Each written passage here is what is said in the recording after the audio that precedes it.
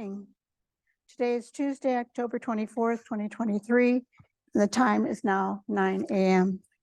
The meeting of the Gilpin County Board of Commissioners is hereby called to order. There will be 5 opportunities for public or press comment during today's meeting, limited to 3 minutes per person. County Manager Rears will keep time during the comment periods. Please sign up at the front.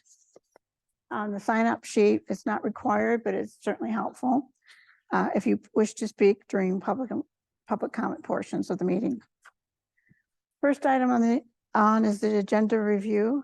Are there any amendments or changes to the agenda? I have none. I have none. Okay, hearing none, I will now run the agenda as presented. We have a motion to adopt the agenda. Madam Chair, adopt the agenda or the consent agenda? We don't usually. Not the consent agenda, just the agenda. We don't usually adopt the agenda, but I can. Do I have a second to adopt the agenda? I'll second. Thank you. The motion and second is for the accepting in the agenda. May I have all in favor? Aye. Aye. The motion passes 3-0. Next item on the agenda is the conflict of interest. County Attorney Brandon Benning, will you please address to the board the subject of conflicts? Good morning, Interest. Commissioners. I just want to confirm today that all 3 commissioners don't have any conflicts, personal or financial, with regarding the business that you'll be hearing today. I have no conflicts. I have no Commissioner Reardon. conflict. I have no conflict. Thank you, Commissioner Morris. Thank you. Next is a public or press comment. The floor is now open to hear comments, and please state if you come up, please state your name and address clearly. And again, the time is limited to 3 minutes. Do we have anyone who wishes to speak at this time? Do we have anyone online? No one online, not. Madam Chair. Yeah. There may Okay. be public comment? Anything? Yes, anything on the agenda at this time? Well, unless it's for one of the hearings, you might want to wait and speak during the Okay. hearing. So it's Right. part of the hearing. Yeah. So hearing, Madam Chair, may I make a statement? Okay. May I make a statement? Sure. I just wish to acknowledge the losses of the Israeli and Palestinian people and the suffering of the civilians, with over 4,300 Palestinians killed, over 1,500 children in the Gaza Strip, and just 4 of the more than 200 kidnapped released. Our hearts in Gilpin County go out to those affected by the Israeli-Hamas war. I know that we have friends in the community that are deeply affected by this. And so I just felt like it's important to speak up. Thank you. hearing no public or press comment, I now close the comment section at 9:03. Next is the consent agenda. Are there any corrections or amendments to the consent agenda? No, I have none. Okay. Hearing no changes, we will may I have a motion to adopt the consent agenda as presented. I'll move that we adopt the consent agenda as presented with the county department's third quarter reports and the approval of meeting minutes for October 10th, 2023. I second. I have a motion and a second. All in favor? Aye. Aye. All opposed? Motion passes 3-0. Thank you. Next on the agenda is the Parks and Recreation presentation by Gabriel Chisholm, Parks and Recreation Director. Do you know why our screens aren't working?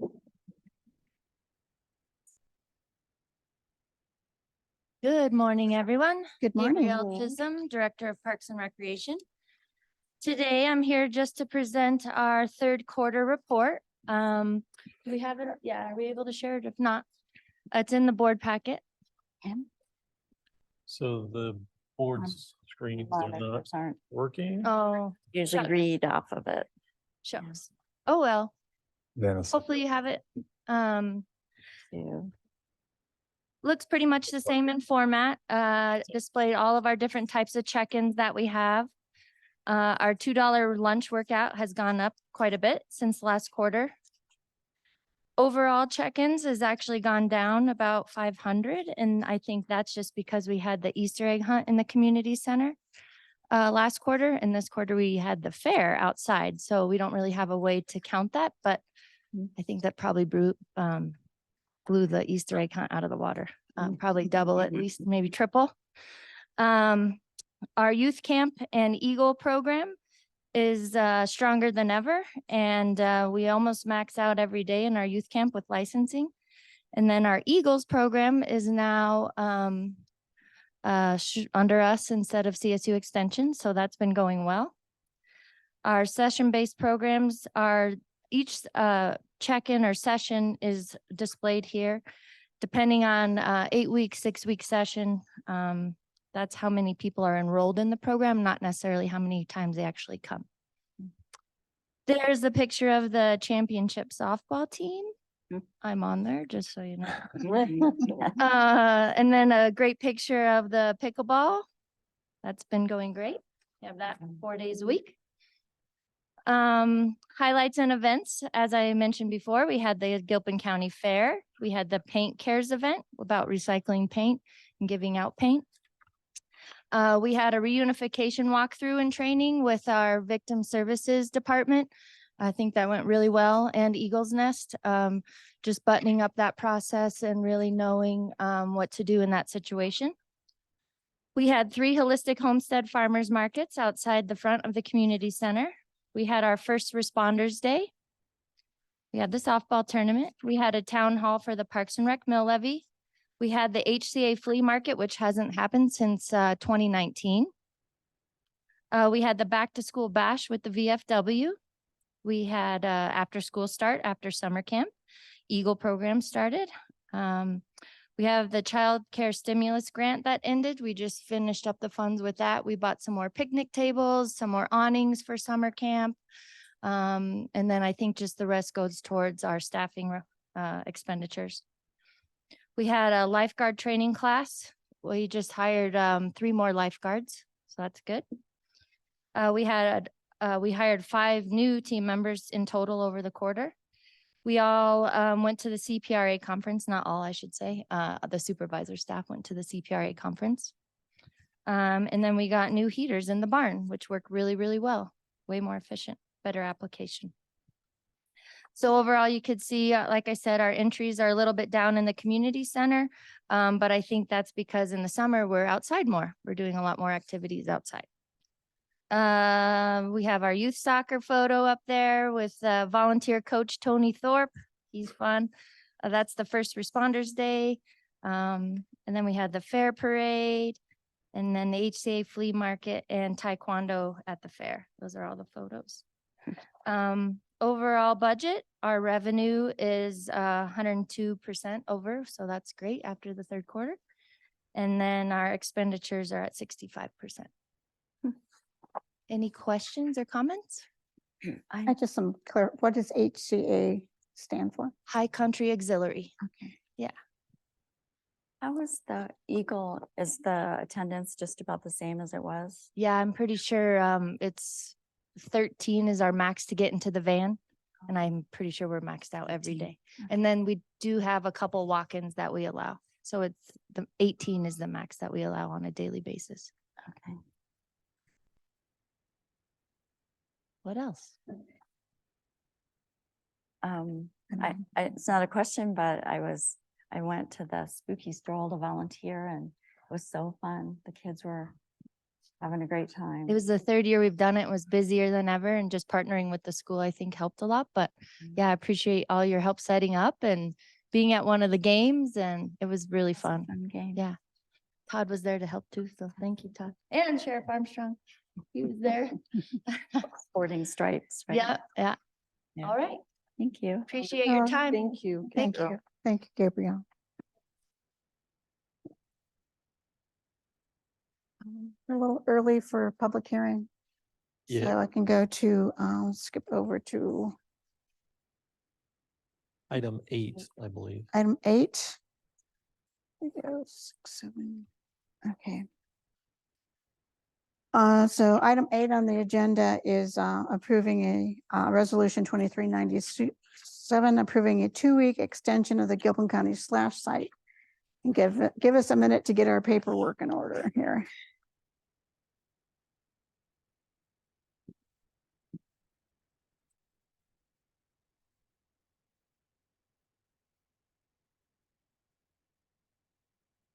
Okay. And Director John Combs presenting. Thank you, Madam Chair, Commissioners. John Combs, Director of Public Works. The resolution I bring before you today is to extend the closing of the slash yard. It was scheduled to close this last Sunday. I would like to keep it open for 2 weeks. The funds to pay for the salary of the slash yard attendant is already accounted for within the transfer site budget due to a position that has not been filled this year in that department. So the funds are there. We will end up at the end of the year, even keeping it open 2 more weeks with a budget remaining of $46,057.34 if we keep it open 2 more weeks. The money has been accounted for, and I think it would be a good thing to do to allow people that are still continuing to mitigate beetle kill and fire mitigations within the county to allow them the resource to utilize slash yards. I have a question on this position that is not filled. You're not going to try and fill it at all this year, or you're going to continue? Oh, no. We Try to fill it. continue to any applicant we get that looks promising, we bring them in and interview. We are hoping to get that position filled. If we did fill it, there would still be money left over Okay. throughout the year because the position, it was filled for approximately 6 weeks by an individual, and then he left abruptly. It was not his Mhm. ideal situation to work there. It's been a historically very hard to fill position. And it has been highlighted in the staffing compensation study. So you're going to learn more about that position. Okay. Oh, okay, good. And are people still actively using the slash? Yes, yes, they are, Great. especially on weekends. I know we extended it last year at resident request and it got good use, so it seems like a good idea. Yes. Anything to reduce the fire danger. is Yeah, always we great. historically, in the 12 years I've worked for Public Works, it has been extended every year, weather allowing. When the weather does change and we start getting high winds and snow, that's when we see the numbers really drop off. And this year has been exceptionally dry and nice days. Maybe in the future, the end date could just be extended as a possibility if you have the budget. Yes. Yeah. There's no more discussion. May I have a motion to adopt resolution 2397? Madam Chair, I move that we adopt resolution 23-97, approving a 2-week extension of the Gilpin County slash site to November 5th. And I'll second the motion. Okay, I have a motion and a second. All in favor? Aye. Aye. All opposed? Motion passes 3-0. Thank you. Thank you, Thank you, John. Madam Chair, Commissioners. Appreciate it. Okay, so we still have some time. Number 9. Let's see.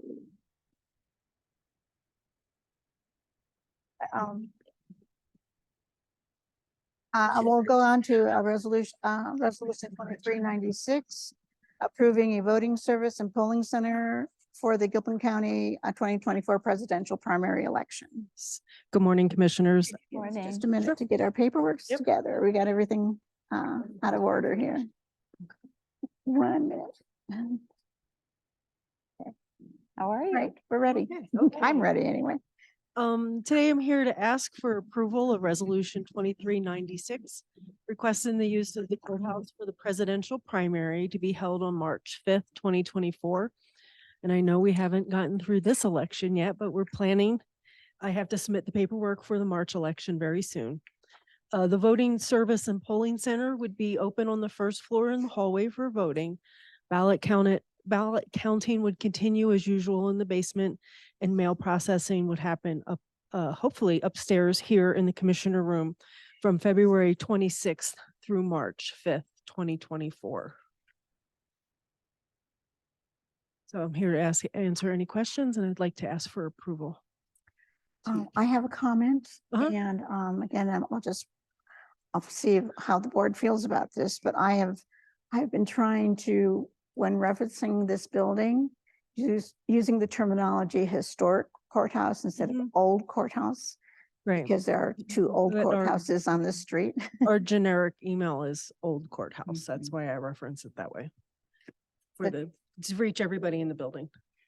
We use. Oh, old that's what's courthouse. on there. Mhm. Okay, well, I would like to bring that up at some time to change it to Okay. historic.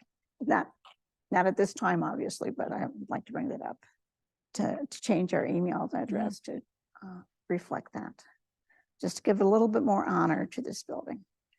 Other than that, I do not have any other statements on or comments on your resolution. Do any other comments? No, this will. I know she has it. It's pretty straightforward. Deadlines by Right. Secretary of State. Yeah. Okay. May I have a motion to adopt resolution 2397? I'll move that we adopt resolution 2396. excuse me. Approving a voting service and polling center for the Gilpin County 2024 presidential primary election. I second. Okay, I have a motion and a second. All in favor? Aye. Aye. All opposed? The motion passes 3-0. Thank you, Commissioners. Thank And you. just FYI, for the presidential election next November, we have to issue a public opinion poll. I think I start that in February. So it's up to the public to decide where they would like to have that held. So we'll discuss that later in Okay. January, I Oh, guess. January. Yeah. What is the poll for? I'm It's sorry. a state statute that requires that I publish a poll for voters or for residents of the county to decide where they feel the election should be held for the presidential election in November. Thank you. So last time we did that, we just listed several county buildings and let them choose. Okay, Okay, that's for the November election. Yes. Okay. So So that election will be a little different. the results of the poll decide where it would be, or is that a recommendation? to It's the a board? recommendation because last time it was overridden. Okay. Yeah, Just wanted to clarify for the record. so, yeah, so we'll see what happens. Thank you. Thank you. See, we have anything that's not a public hearing. Approving 2 extension, Item 10 or 11, 10 or 11. Mr. Bauer is available. We may go past the 9:30 mark on those. I think we'll move on to resolution 20, item 11, resolution 2398 with Mr. Bowers. Okay, you're here. Adopting American Rescue Plan Act fund allocations with Sam Bowers, administrative analyst, to present. Morning. Good morning. Just to clarify, we're doing ARPA first, because previously on the agenda, there is the PA policy as well. Right, we're Okay. gonna do the ARPA first, The ARPA because first. hopefully we can get this done soon. Okay, just one moment then. Let me pull up my Sorry. information. No problem. And yesterday, Mr. Bao did email out a revised resolution that removed the Gilpin Senior kept the Gilpin Senior living in the 2,500 award and then reduced the award to Timberline since a refund is expected. So there has been a revision to the resolution that was first presented to the board, part of your original packet. We did get that email. Okay. So this resolution just provides for the various allocations under ARPA. So this isn't the first time that the board's had seen this, but this is being brought back to just include some updates of some decisions that have been made since the last time it was approved. There's going to be 3 changes. I'm going to go ahead and just highlight those very quickly. So as was approved during the last meeting, $143,579 is allocated to the Commission of a Community Wildfire Protection Plan under Resolution 2337. The actual amount that is going to be provided for that is $100,954 as approved via Resolution 2392. So this resolution 2398 reflects those changes. As County Manager Rears just mentioned, we are expecting to receive a return of funds for the funds that were provided to the Timberline Fire Protection District. The exact amount of this is unknown at the time. It's expected to be approximately $4,000. So to cover all our bases and just be conservative, this resolution assumes the amount will be less than that, $3,000. And then the third change is an additional $45,000 that was given to Eagles Nest Early Learning Center for emergency funding. Originally under Resolution 2325, $40,000 was provided as a grant to the Eagles Nest. So this resolution includes that additional $45K for a total of $85,000. So those are the 3 changes that you'll see. Those are reflected in the resolution, as well as the exhibit to the resolution, which shows the various allocations. So with that, I'll stand for any questions that you might have. And you said so the estimated remainder of the ARPA funds was approximately what? Saw it on here at one point. It's a little over $600. On the resolution, 625 and 22 cents will remain unallocated. Correct. And that's with the But fluctuation between 3,000 to 4,000. So we'll know the exact number at Correct. a later date. Correct. That could be less or more. Right. okay.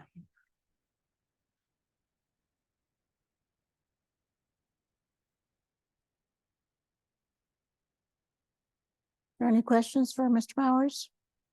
No, No. I was hoping if we had an exact amount, we could discuss allocating it out, but I guess we'll have to wait longer. Yeah, I expect we'll be bringing it back once we have those final numbers from Timberline, just to allocate those few remaining dollars. Okay, has there been any legal issues about allocations or when this deadline is to get this done? I thought it was 2025. No, we have to allocate, we have to expend it by 2026.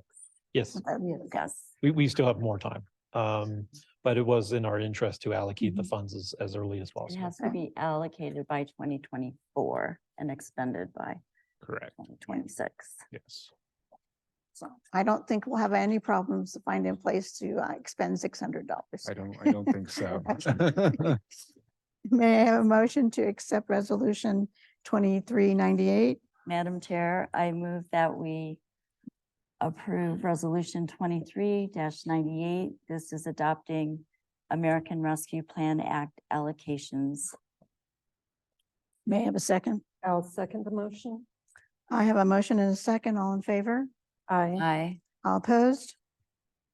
Motion passes 3-0. Thank you. Thank you, commissioners. Thank you. Thank you, Mr. Bowers. Okay. I have 5 minutes to get my paperwork all together and then we'll probably go to the public hearing. So, yeah. You haven't heard from Timberline on the refund amount yet. Paul? Okay, Okay. let's get back in order. Okay, thanks.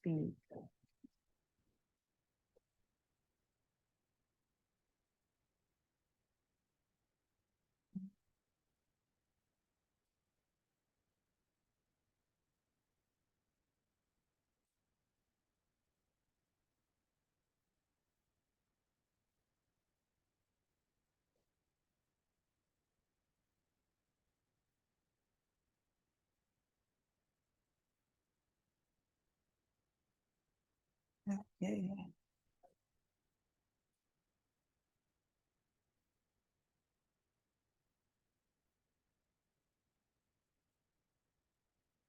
9 is number 5.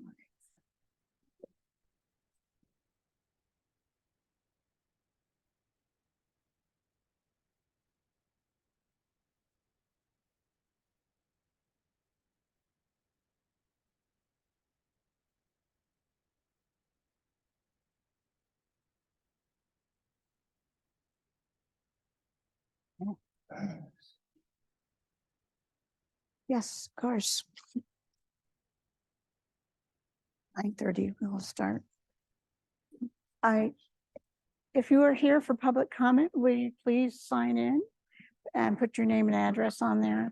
You will also be asked to recite it when you come up, but it just helps us get the proper spelling of your name and the proper address.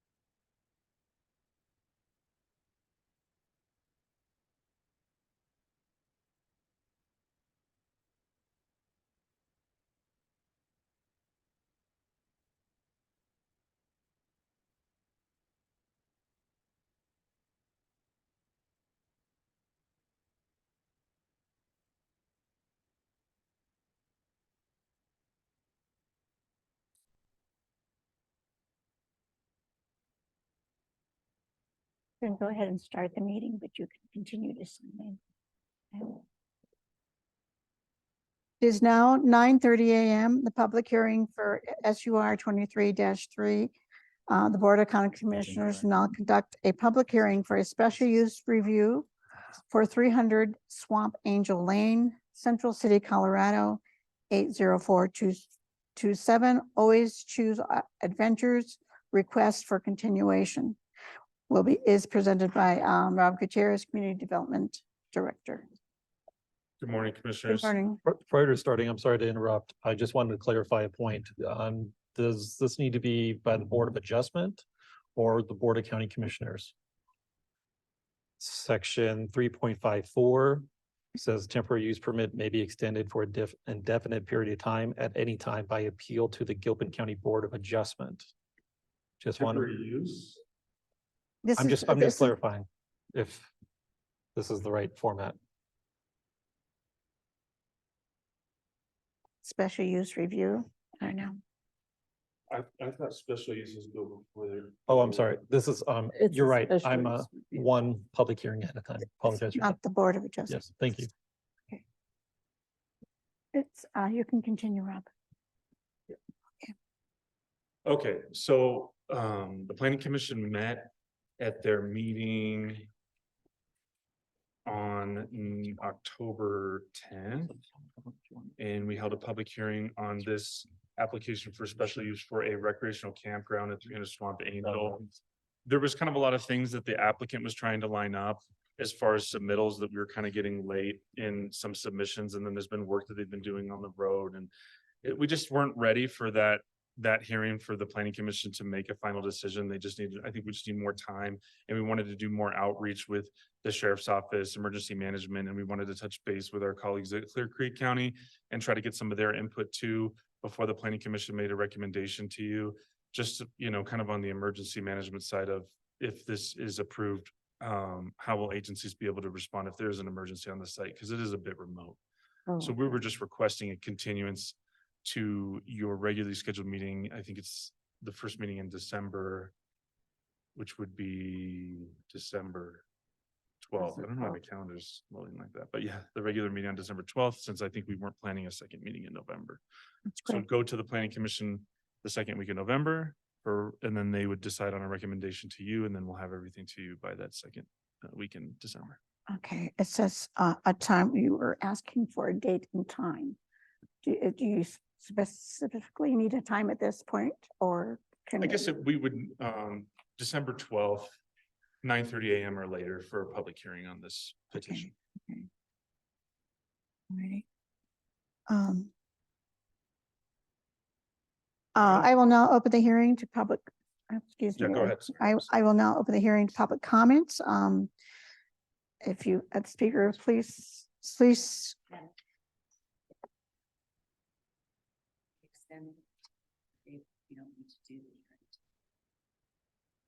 A public hearing.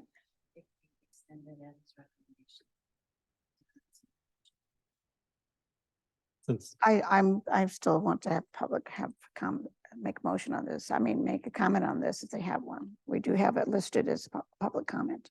So I will now open the hearing to public comment.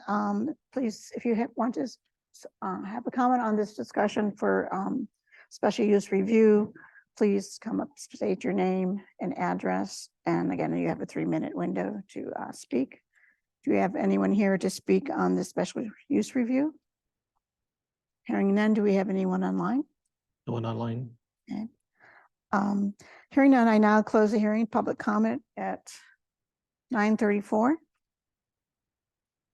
May I have a motion to continue for the continuation of special use review 23-3.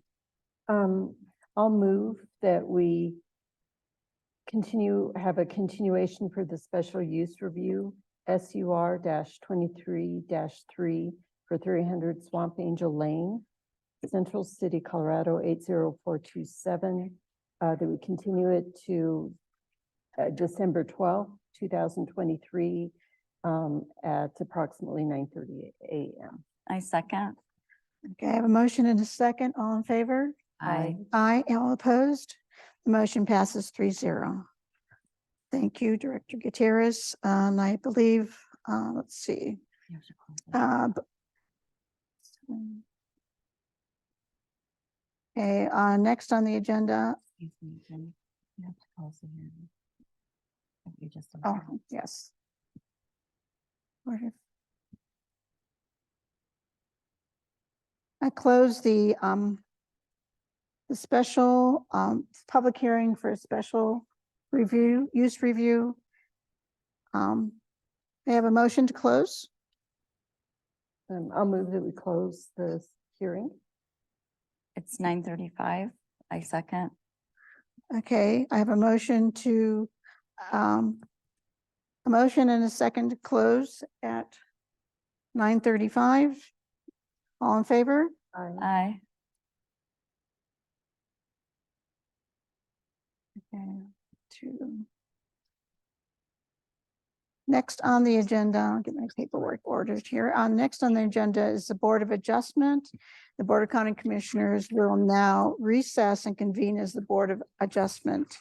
May I have a motion to recess? I'll move that we recess as the Board of County Commissioners and convene as the Board of Adjustment. I second. I have a motion and a second. All in favor? Aye. Motion passes 3-0. The Board of Adjustment is now open at 9:36 a.m. During this public hearing, we're going to review resolution Board of Adjustment 23-2, the Gilpin County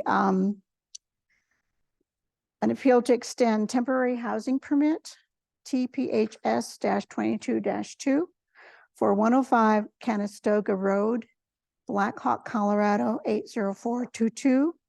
Mr. Rob Gutierrez, Community Development Director, to present.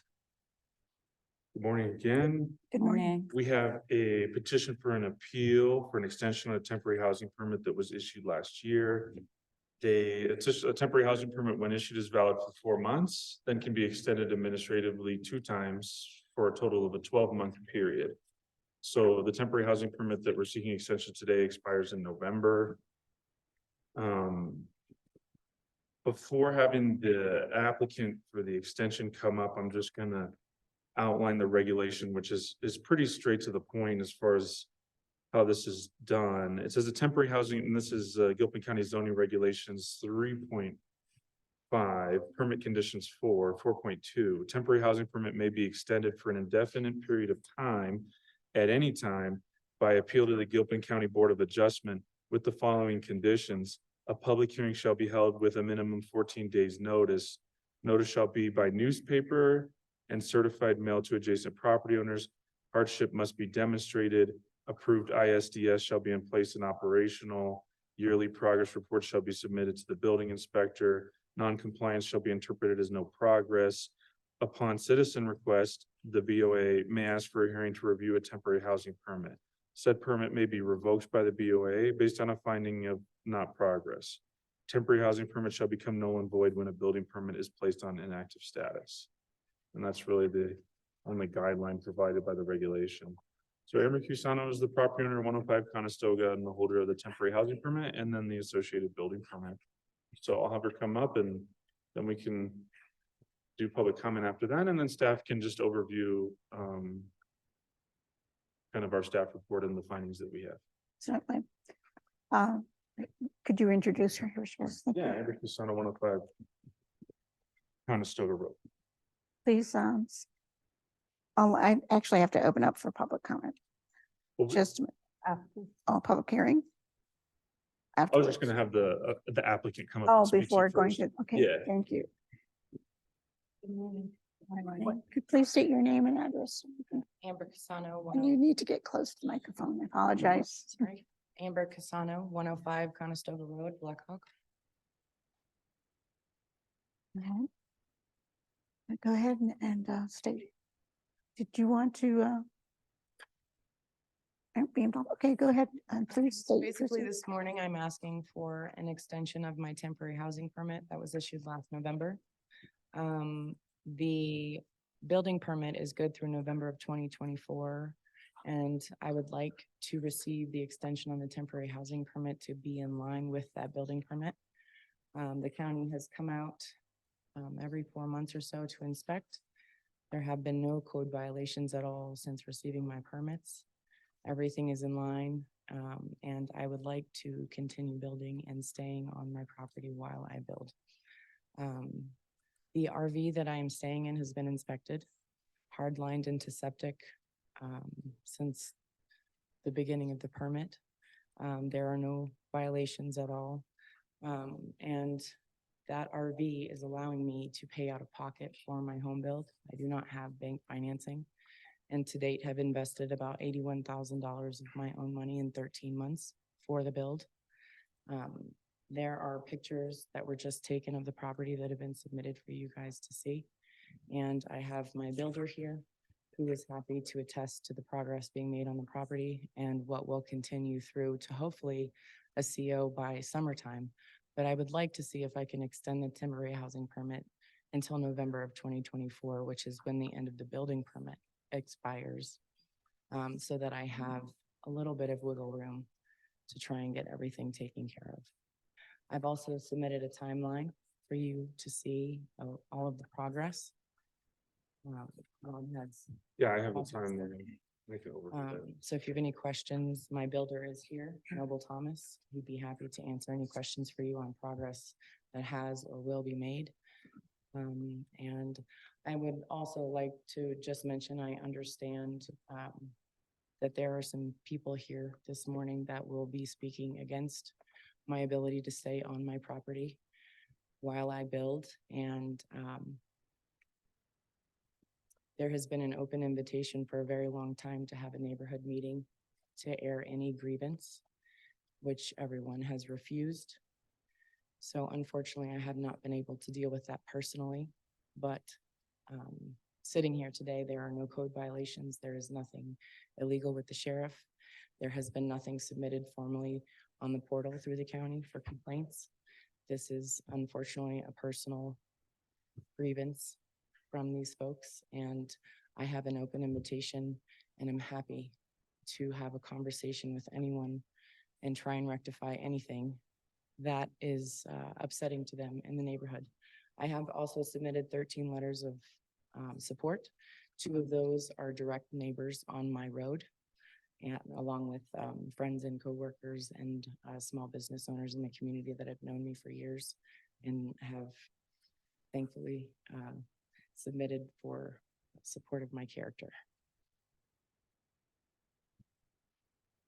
I do have a question. I'm not sure it's for you, Rob, or for the builder.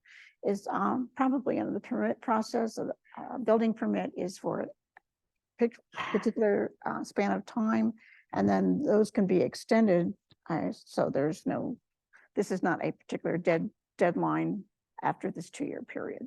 There can be an extension On the building of the permit? building permit. Yeah, the building permits can be, there's not like a hard, fast deadline on the building permit as far as how long it can be extended. Okay. So they're good for 2 years initially, and then we do a 1-year extension if somebody needs it, and then just additional 1-year extensions after that. Right. Do you have any questions, Susan? Commissioner Berman? No, not at this time. Commissioner Hollinger? I do have one. I see in the paperwork that your septic was installed in August of 2011. So how long have you been on the property? That date's not correct. The septic was officially installed, I believe.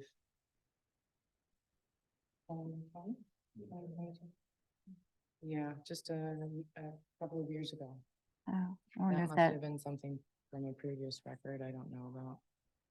I guess my question, if this date was Mhm. correct, or even then is, has it been inspected and it's functioning properly? The septic is installed and able to be used. Yes, ma'am. Able to be used, so you're not Well, using it? the septic tank is connected to my RV, and there is an allotted amount that is able to be used before the electricity is connected, which is the approval that the county has given me. I guess I'm just making sure that you have functioning. Oh, absolutely. septic. Brand Yeah, new to septic, be- brand new well. Yes, ma'am. I have electricity and water and everything. Yes, you- ma'am. Can someone just verify the date? The permit should Yeah. be on the portal there, Rob. I wonder if, do you think it might have been 2021 instead of? Well, the 2021? original permit was approved in 2011. I believe there was originally a plan to build that never happened, so I think that. Maybe that's where that is from, that original submission. How long have you owned this property? I've owned this property since, the beginning of last year. Oh, okay. So that was before you Yes, then. ma'am. Okay. When I moved on site last November, the septic was working, the water well was working, and electricity was supplied. Oh, okay. Thank you. Yeah, we didn't start inspecting that system until the first date of inspection on the inspection card was January 29th, 2020. And then the final inspection was February 3rd of 2021. Does that mean it's due for one again? This, the last thing would just be startup verification when it's connected to the permanent dwelling. Mhm. I think that's the only question I I don't had. have any questions if there's want to proceed with them. Okay, I guess we can do public comment. Anything else? Okay, at this point in time, I will open the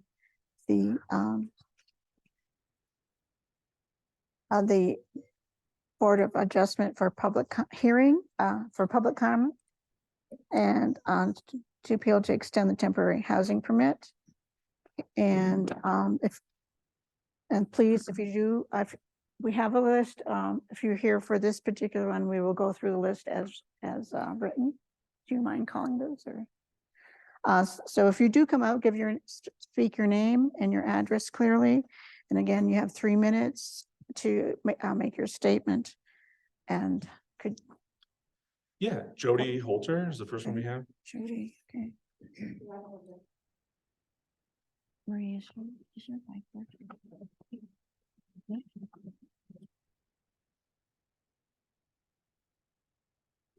That's why I'm gonna.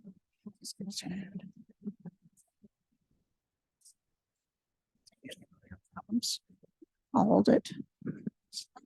Actually, hello? Oh, yes. There we go.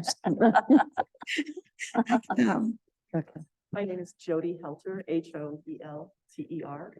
I reside at 8 Sandown Lane. I speak against extension of the temporary housing permit. In order for the temporary housing permit to be extended a third time,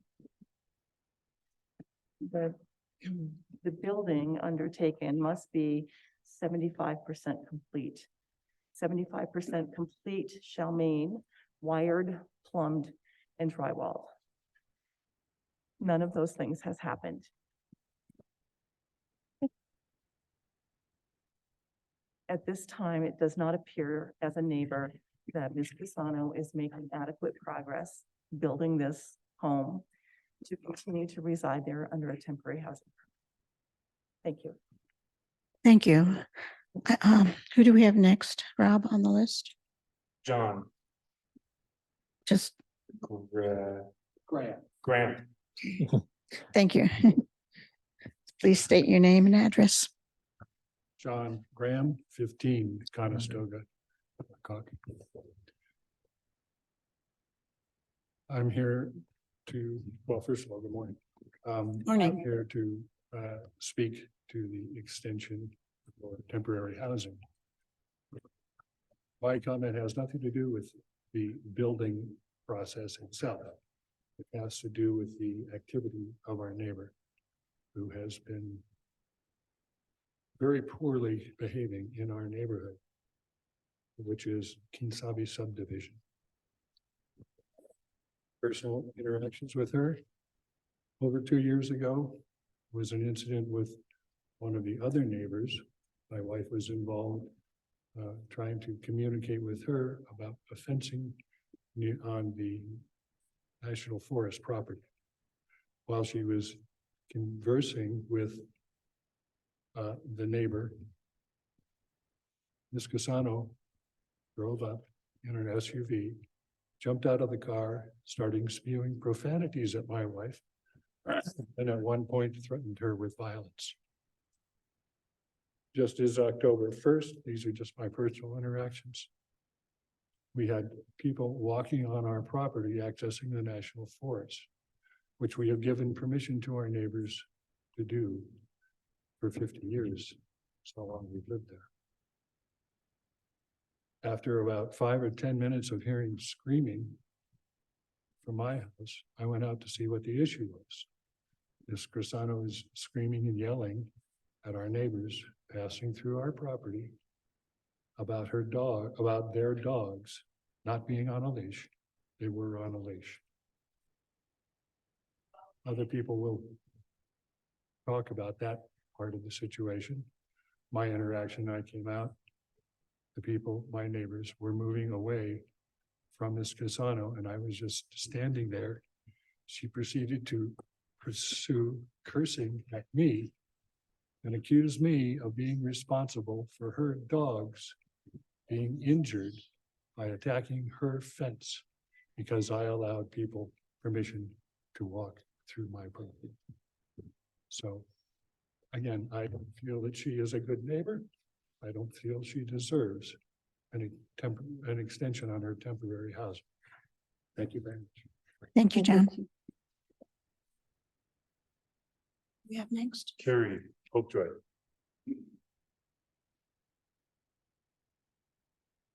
Good morning. Please state your name and address. Thank you. Carrie Popejoy. Yes. You have to talk close to it. 192 Sandow Lane, Blackhawk. Good morning. Good morning. I'm here definitely opposing the temporary housing permit for Amber Casano. 5+ years ago, an RV showed up at Jason's property, 105 Conestoga Road.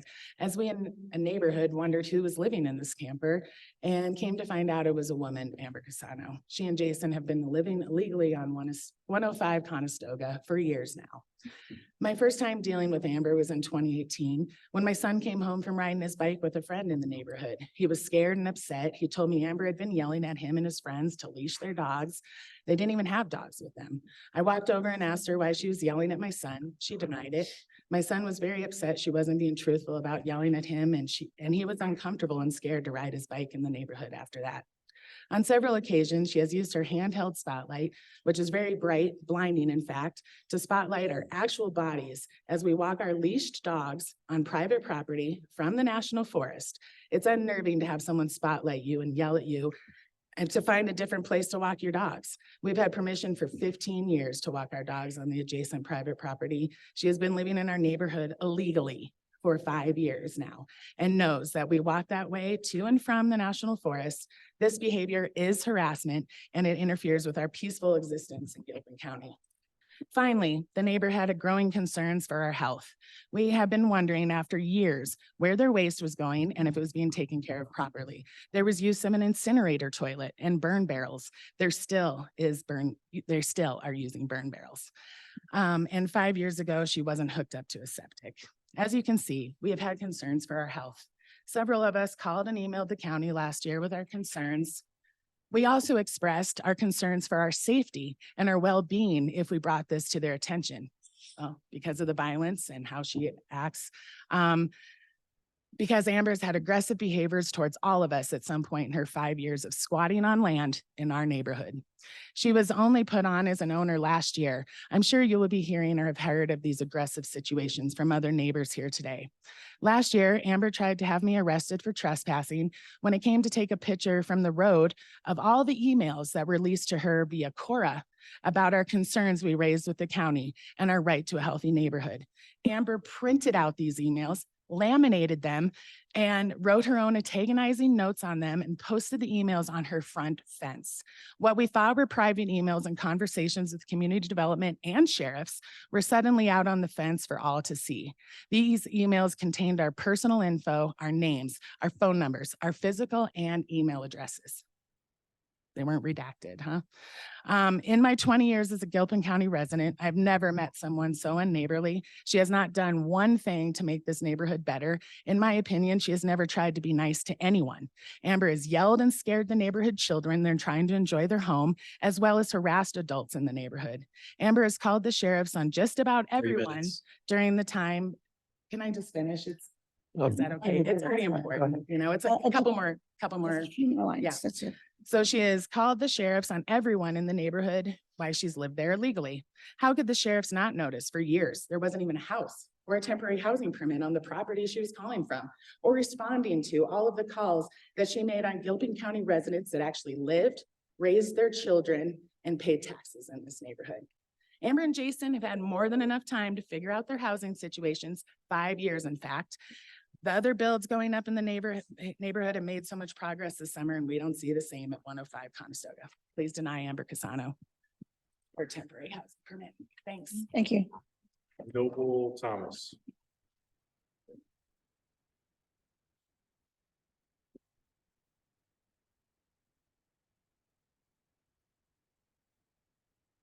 Please state your name and address.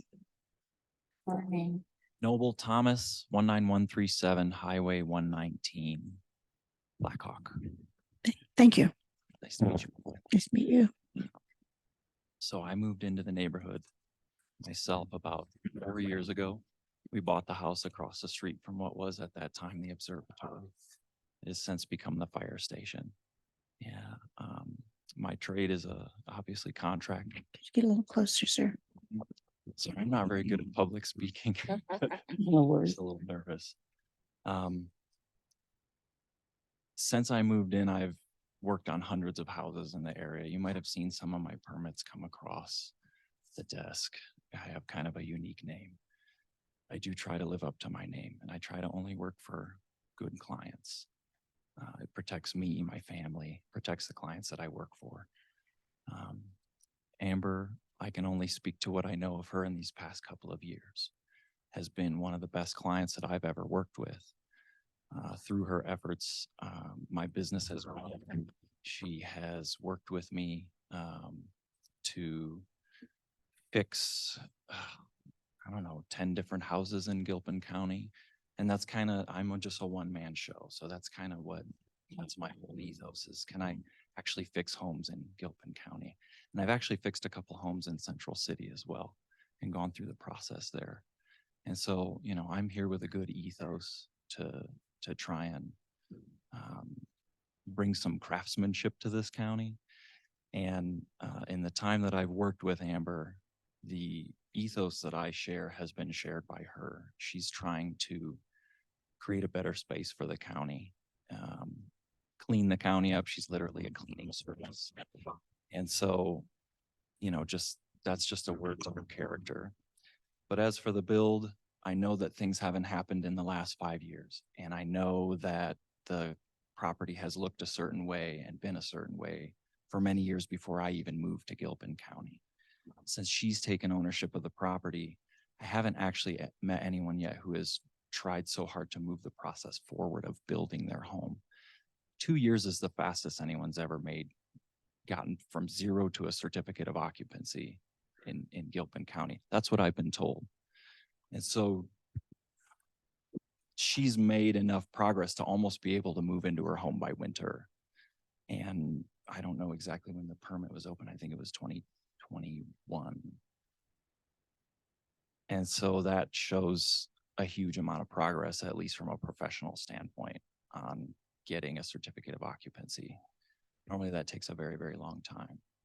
And I know that the statute says that it needs to be plumbed and wired and drywalled, but I would say that getting a septic and a well and a electrical and $100,000, $80,000 worth of infrastructure setup shows commitment to finishing the project, not just putting in a 3 little minutes. bit to get an extension. So that's all I have to say. Thank you guys for your time, and please grant her extension so that I can finish the house, please. I would love to. Thank you. Thank you. Bridget Johnson or Johns?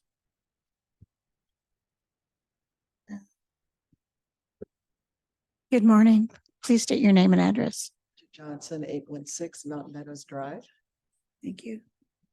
I'm here as a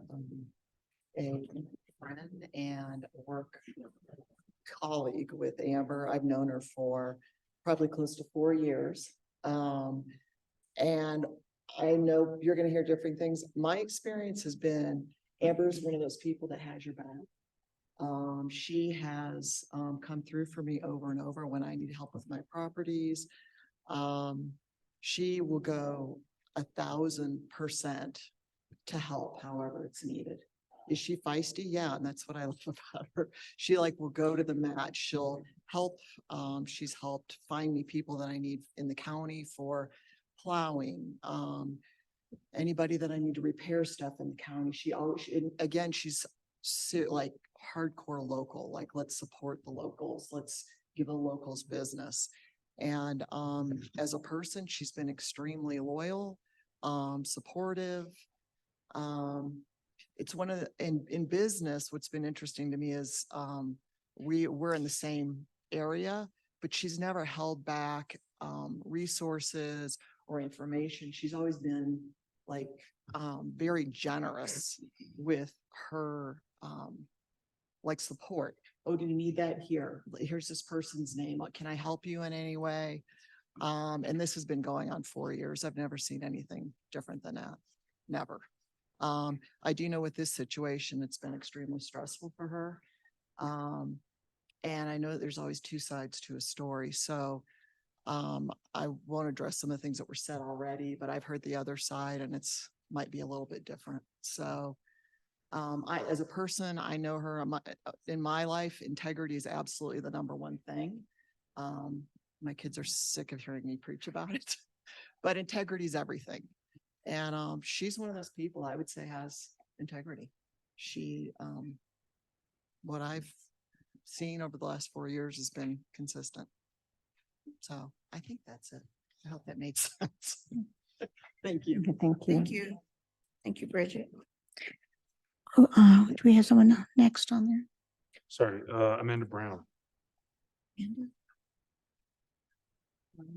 Good morning. Please state your name and address. Thank you. And close the microphone. 76, I'm not sure it's on. I think it's not. Just tap it. You have to put it really close. Just Okay. Yeah. 76 Conestoga Road, immediately across the street from Miss Cusano. Ready? Yes, please. For almost 6 years, we have lived across the street from Miss Cusano.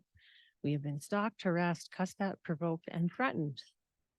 About 2 years ago, we stopped any engagement with Miss Cusano. It was affecting our health, and we were going through a very uncertain time. I had just been released from the ICU with 25 staples in a plate in my head. My recovery continued for the next 18 months, learning to speak and write again. As we continue on and fully disengage, her actions continue to escalate.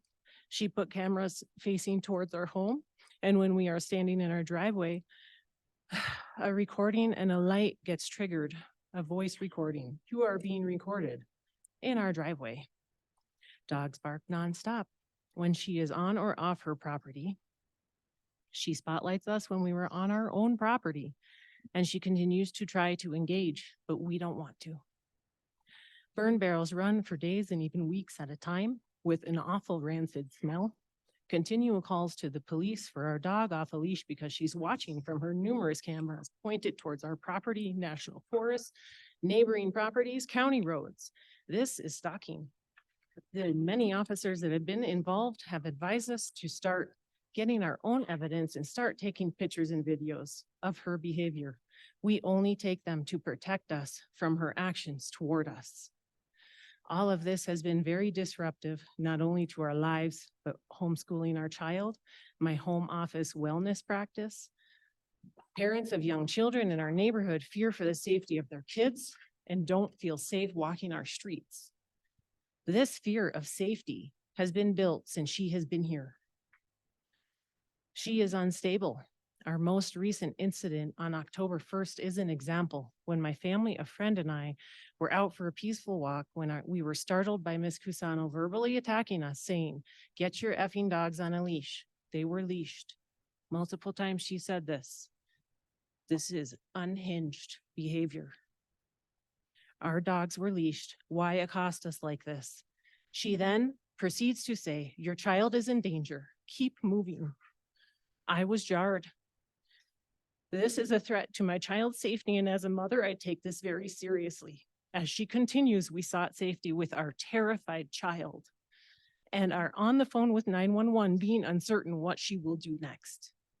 This behavior is very disturbing. We do not feel safe leaving our child unattended, nor do we feel safe. This is a continual pattern in our neighborhood. Ms. Cusano has shown that she is unstable and her malicious behavior continues to escalate. After this recent event, I had to go see my doctor due to recurring side effects of my brain bleed, diagnosed as high stress levels. 3 minutes. Her presence is negatively affecting my health and well-being. She is a menace to our community, and we are here together to ask you respectfully to deny her 4th extension of the temporary housing permit. Thank you. Thank you. Thank you. I'm sorry about your injuries. Your injuries. Michael Vaughn.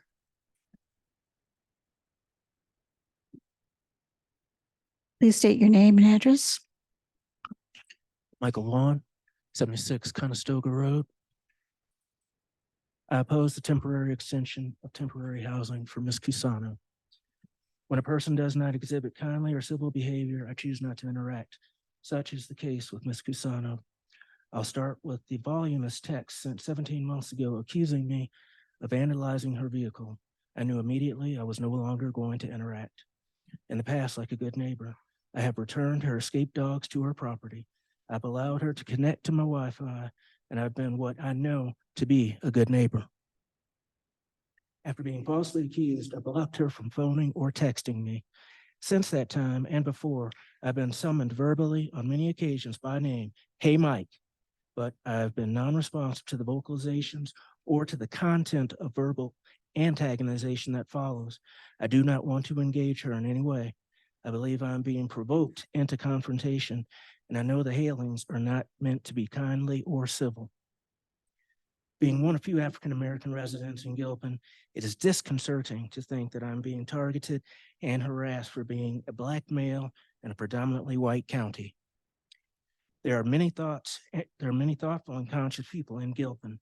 However, when falsely accused, it makes me a public standout to residents and law enforcement.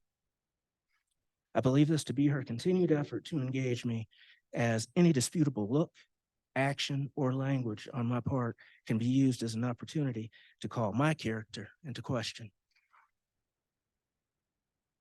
It makes no difference what I want to enjoy or is my right when my neighbor makes a great effort to inhibit me by instigating distressing events, harmful accusations, and non-civil encounters in our mutual coexistence.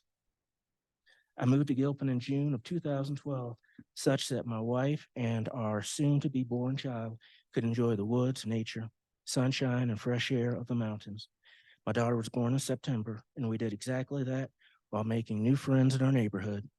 In the last 2 years, it has been made clear that Ms. Cusano does not have our happiness or welfare in mind. While I will not stop walking my neighborhood or woods for exercise and enjoyment of nature, it has been a more challenging and less enjoyable activity when verbally antagonized or bombarded with aggressive barking from dogs. The smell of burning debris has ruined my ability to enjoy the essence of pine and natural flora. It is wrong to be persecuted for being outside in a place that I've made my home for over 11 years. It is wrong when I can't look at the trees, follow the sounds that echo through to my north for fear of catching eyes with the hooded person staring me down. It would be nice not to be harassed simply because I am viewable from the property directly across from me. I have a moral and ethical responsibility to stand against bullying, brutality, and injustice for my child, for my partner, and for myself. Ms. Cusano can have her personal feelings about whatever. She cannot bully, harass, or unwarrantedly assault us verbally or otherwise. Chaos should not be one's catalyst to happiness. I am in complete opposition of Ms. Cusano's 4th extension of the temporary housing permit. Thank you for listening. Thank you. Do we have anyone else? Suzanne Graham.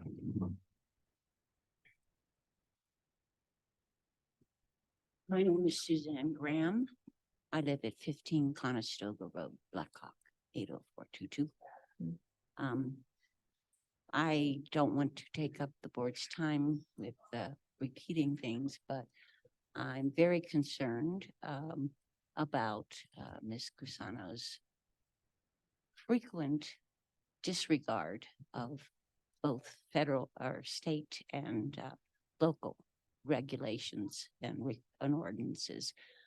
In March of this year, she posted the personally identifiable information of our neighbors. And she's written on there that her burn barrels and her septic are legal. Colorado regulation number 9 says that burn barrels are not allowed, period. And we have photographic evidence that she does indeed have the burn barrels, and she seems to feel that they were legal. I think it's just an indication of her disregard for ordinances and regulations. She lived on the property in her RV for at least 3 or 4 years prior to seeking any temporary housing permit. So in addition to that, in 2021,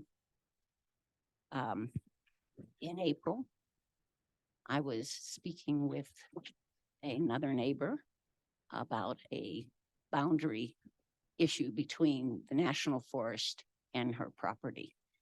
And I had approached the Beaver's house and I had said, hello, Misty, hello, the house, because I could not get to there. She has a fence over her.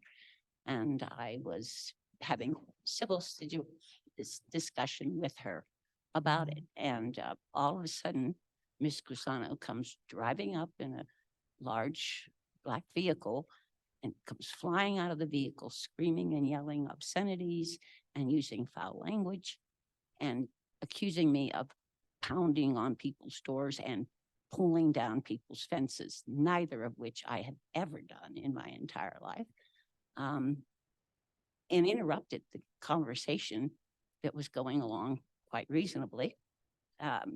Ms. Cusano threatened to bodily harm, beat, and or shoot people and dogs. And she had guns and she's screaming and yelling. And at one point, she starts rummaging around in her handbag and I thought sure she was going to pull out a gun. She did not. She did not pull out a gun, but she threatened quite severely. And we did file an incident report on that. 3 minutes. Okay. That's just kind of what I wanted to say. Thank you very much. I don't think she should have an extension. She doesn't pay attention to rules and regulations. Thank you. Thank you, Susan. Jason Stone.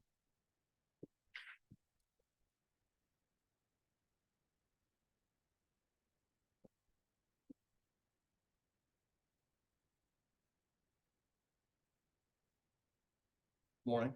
My name is Jason Stone, partial owner of 105 Conestoga. I reside at 914 South Thorny Lakes, Blackhawk. At the end of the day, we have to, I respect these people's right to have their opinions. And we have to go by the rules of what's allowed as far as progress on the property and the building situation moving ahead. Thank for the decision today. I think if there was a discontinuance of the temporary permit, it would slow down the building process considerably. And that's not what we're shooting for right here. Trying to get the house built and that's the main process here.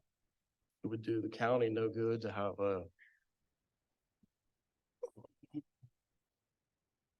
have a house just sitting there half completed. And if she's allowed to stay on the property, the house build will progress in a matter of fact time. That's all I have to say. Thank you. Thank you, Jason. That's it. Unless we have anybody online. Do we have anyone online? Let me check. No one has raised their hand online, Madam Chair. Hearing none, I now close the hearing to public comment at 10:15.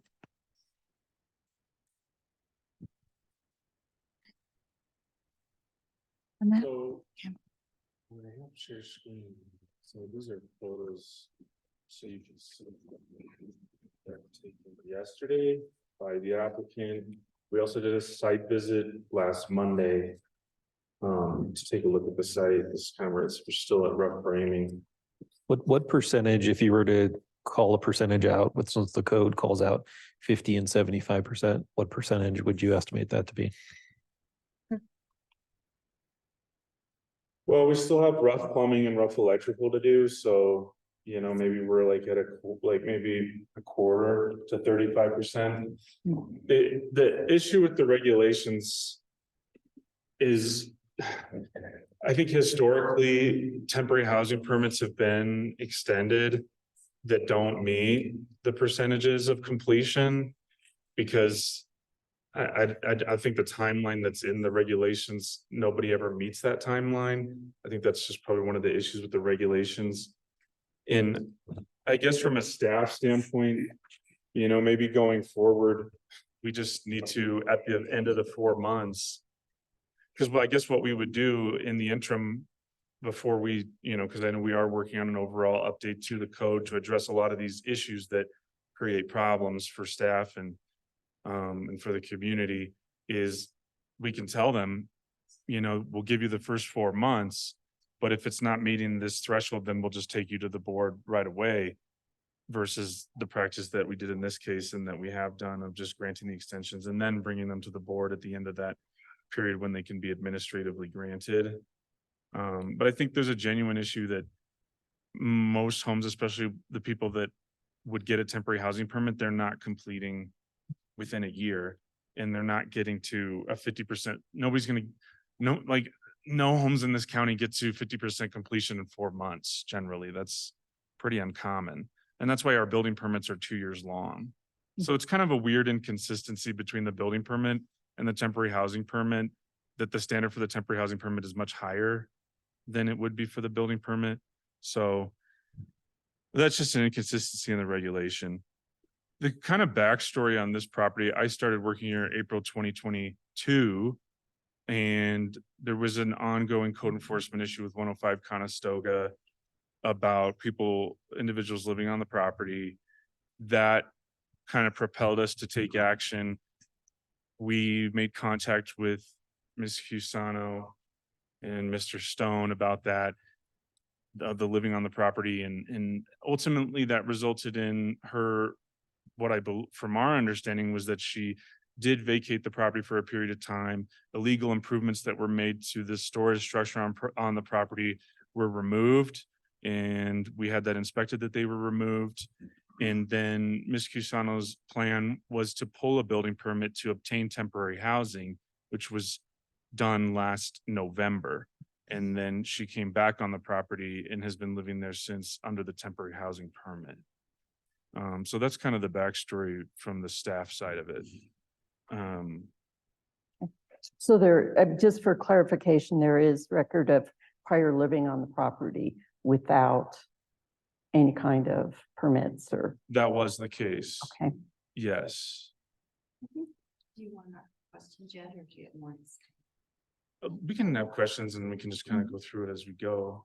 I guess listening to this, having read the materials and listening, I think this is very confusing, because I asked how long someone had been living on the property, and the answer is different than what I'm hearing people observing, people living on the property. And then the concerns about burning on the property, and it makes me question if that was done during burn bans and, just so many questions and about the sanitation, because I know in these situations, when you bring them to us, we focus on sanitation because it can contaminate the water and the wells and the neighbors and impacts. And I know that the question at hand is it meeting the current guidelines? I understand you wanting to change the guidelines for the future, but I don't feel like we change guidelines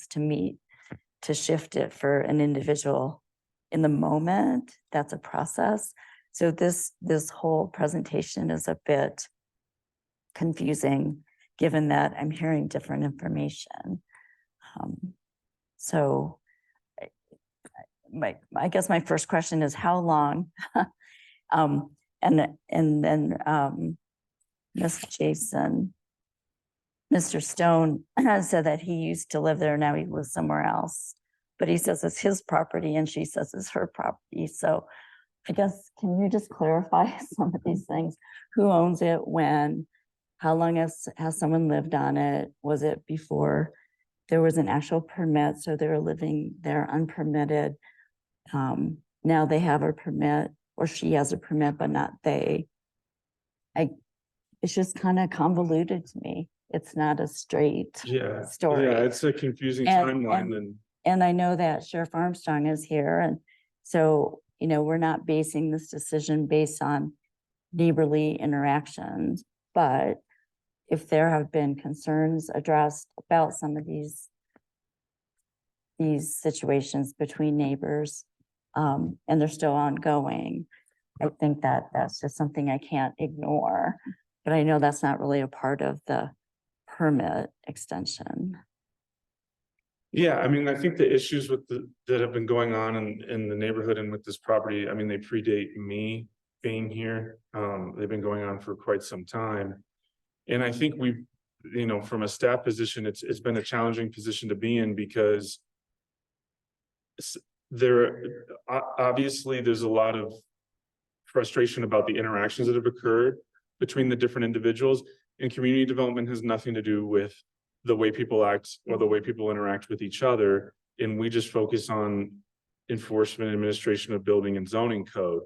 And so, but the problem is that those interactions and the things that have occurred have made like the actions that we take under more scrutiny because of the frustration, between the neighbors. And it's been a tough position because and I've had conversations with Ms. Cusano about that that these interactions make things more difficult for us and her to kind of find a resolution. But again, ultimately, those are not our responsibility. But we've been out to the site numerous times, I think 3 times or 4 times this year. And every time we go to the site, I mean, there's nothing that's an actionable violation, of zoning regulation or building code. And we've seen progress continue. I guess, it may not be progress at the rate that the code is asking for temporary housing, but we've seen progress continue. We've seen copies of contracts. We've had inspections conducted on the site by our building inspectors. And so there has been progress made. So I don't know if that really helps clarify the situation, but I guess it's kind of hard to sort out So at this point in time, so this has been a year since she acquired the property and got the building permit. And then it was extended twice, 4 months each. And at this point, it's supposed to be approximately 75% complete. Is that kind of where we're at? Is that what the code is? That's what the code's asking. What I want to make a comment is that your department has been, because of this discrepancy between the time for the temporary use and the permit, that you've been making accommodations for other citizens in this county to look at how far they are. If they're not making that 75% threshold, but are maintaining progress, you have been making, I wouldn't say concessions, but keeping that, addressing that issue with other citizens, not just this one. Yeah, and that's been the challenge. And I guess at the end of the day, that comes back on me about the judgment calls we make when we're working with a code that is challenging for its distance from, how things work in the county on the ground. And so, we have to make a decision about, do we put people through, a lot of loophole, like, do we make them jump through a lot of hoops? Or do we just try to work within the regulations that we have based on how the county has implemented and enforced them in the past? And from the record, it just looks like generally, as long as progress has been made, we've issued those 2 extensions, and then we would go to an appeal to the board. Which, yeah, that's a little bit inconsistent with what the code is asking for. And I know we talked about that the codes are going to be reviewed soon on other issues that are some ambiguity. And maybe this one or other issues.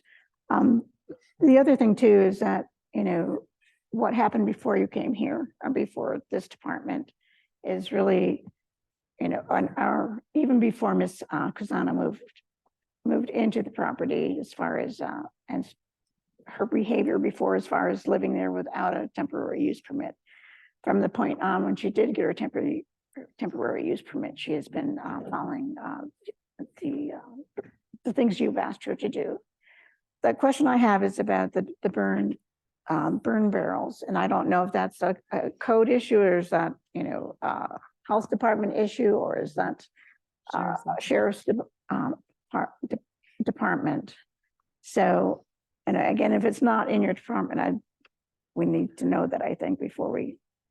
I mean, I don't have anything in the building and zoning code that would address that type of matter, or would address burning or fires in general. So there wouldn't be anything that would relate. But we do have a county burning Right. ordinance. But Sheriff Armstrong could speak to it if you. Are there evidence of burn barrels on site? I asked Brian Smith, our code enforcement officer, specifically when he went out last Monday, I was like, look for evidence of burning on the site. He told me there was none. Okay. So that was on 10/16. And you look for barrels, because barrels are, you have to look for a barrel. You can't, if it has a lid, you would just think it was. I know it's been a consistent complaint about burn barrels. And I thought that I communicated that with Mr. Smith and said, just look on the site and see if there's any evidence of that. But there wasn't as of 10/16. And we've heard complaints about the burning for quite some time, but we've never been able to verify that independently, when we go out and visit the site or when we drive Well, by. is that even what I'm asking? It is not even right. We need to find out what jurisdiction is involved for that. Is the fire department, sheriff's, or health department? It sounds like we don't have any evidence of any burn barrels from what Mr. Gutierrez is saying. They have both. So they probably need to know which department to take it to, whether it's the sheriff's department. But I guess even if that is the case and they are there, it has nothing to do with my department. Yeah, When does her current permit expire? November 4th. Let me just check it in the portal. And Maybe it's November 10.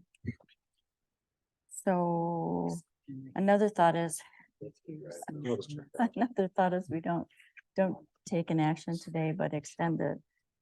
When do we have another?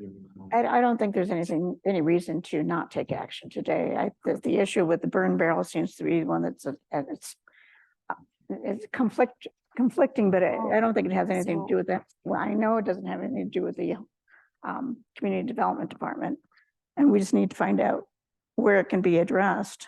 We can follow up. There's a photograph that was shared. I don't know the time, but there's a photograph of some smoke coming from a barrel that's So what I'm struggling with is that if I go by the current code, she's not met it and she's not close to meeting it.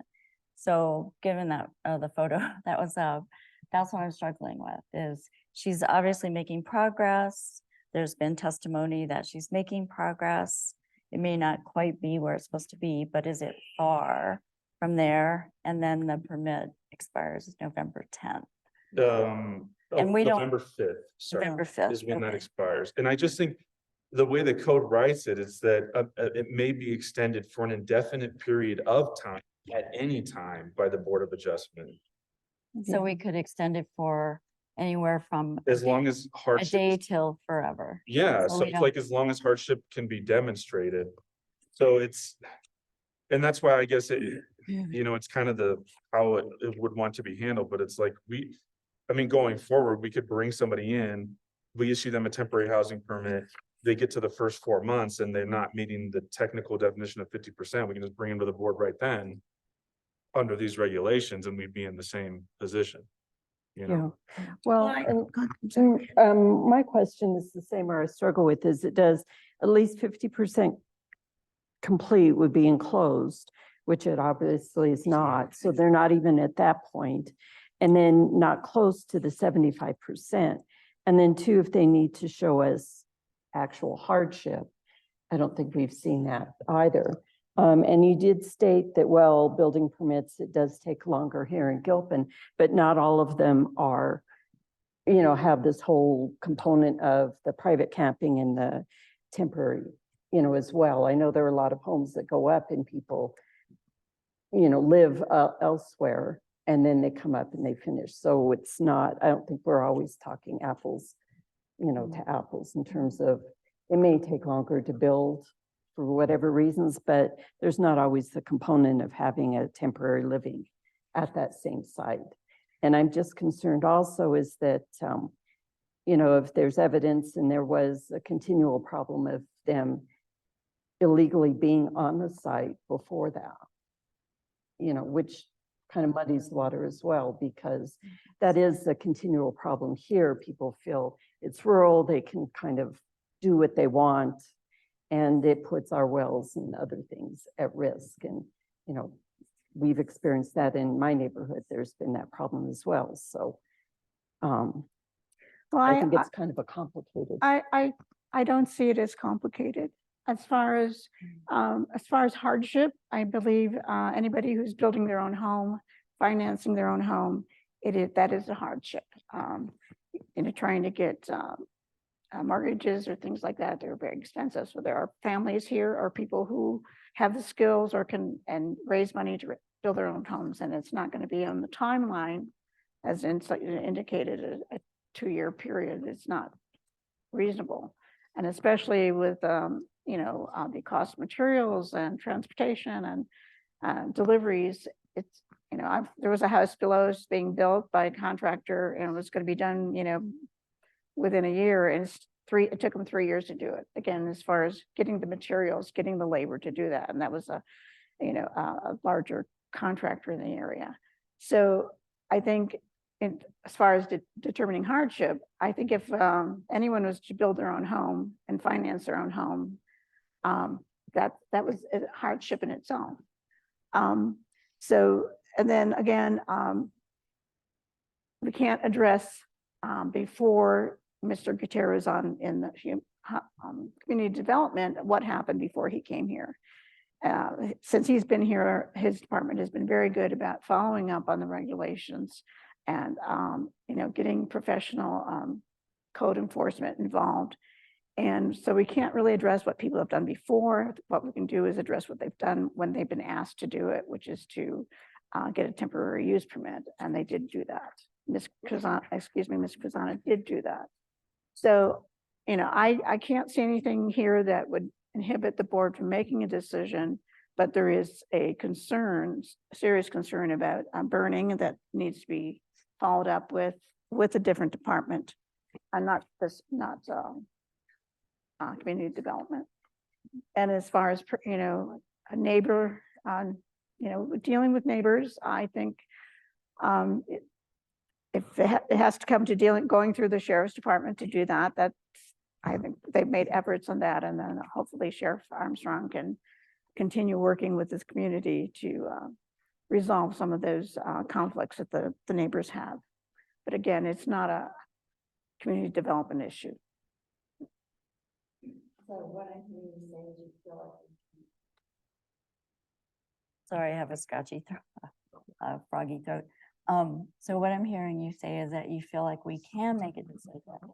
What I'm hearing Commissioner Berman and I question or see is that the task before us is to make a decision based on the current code which they're not meeting.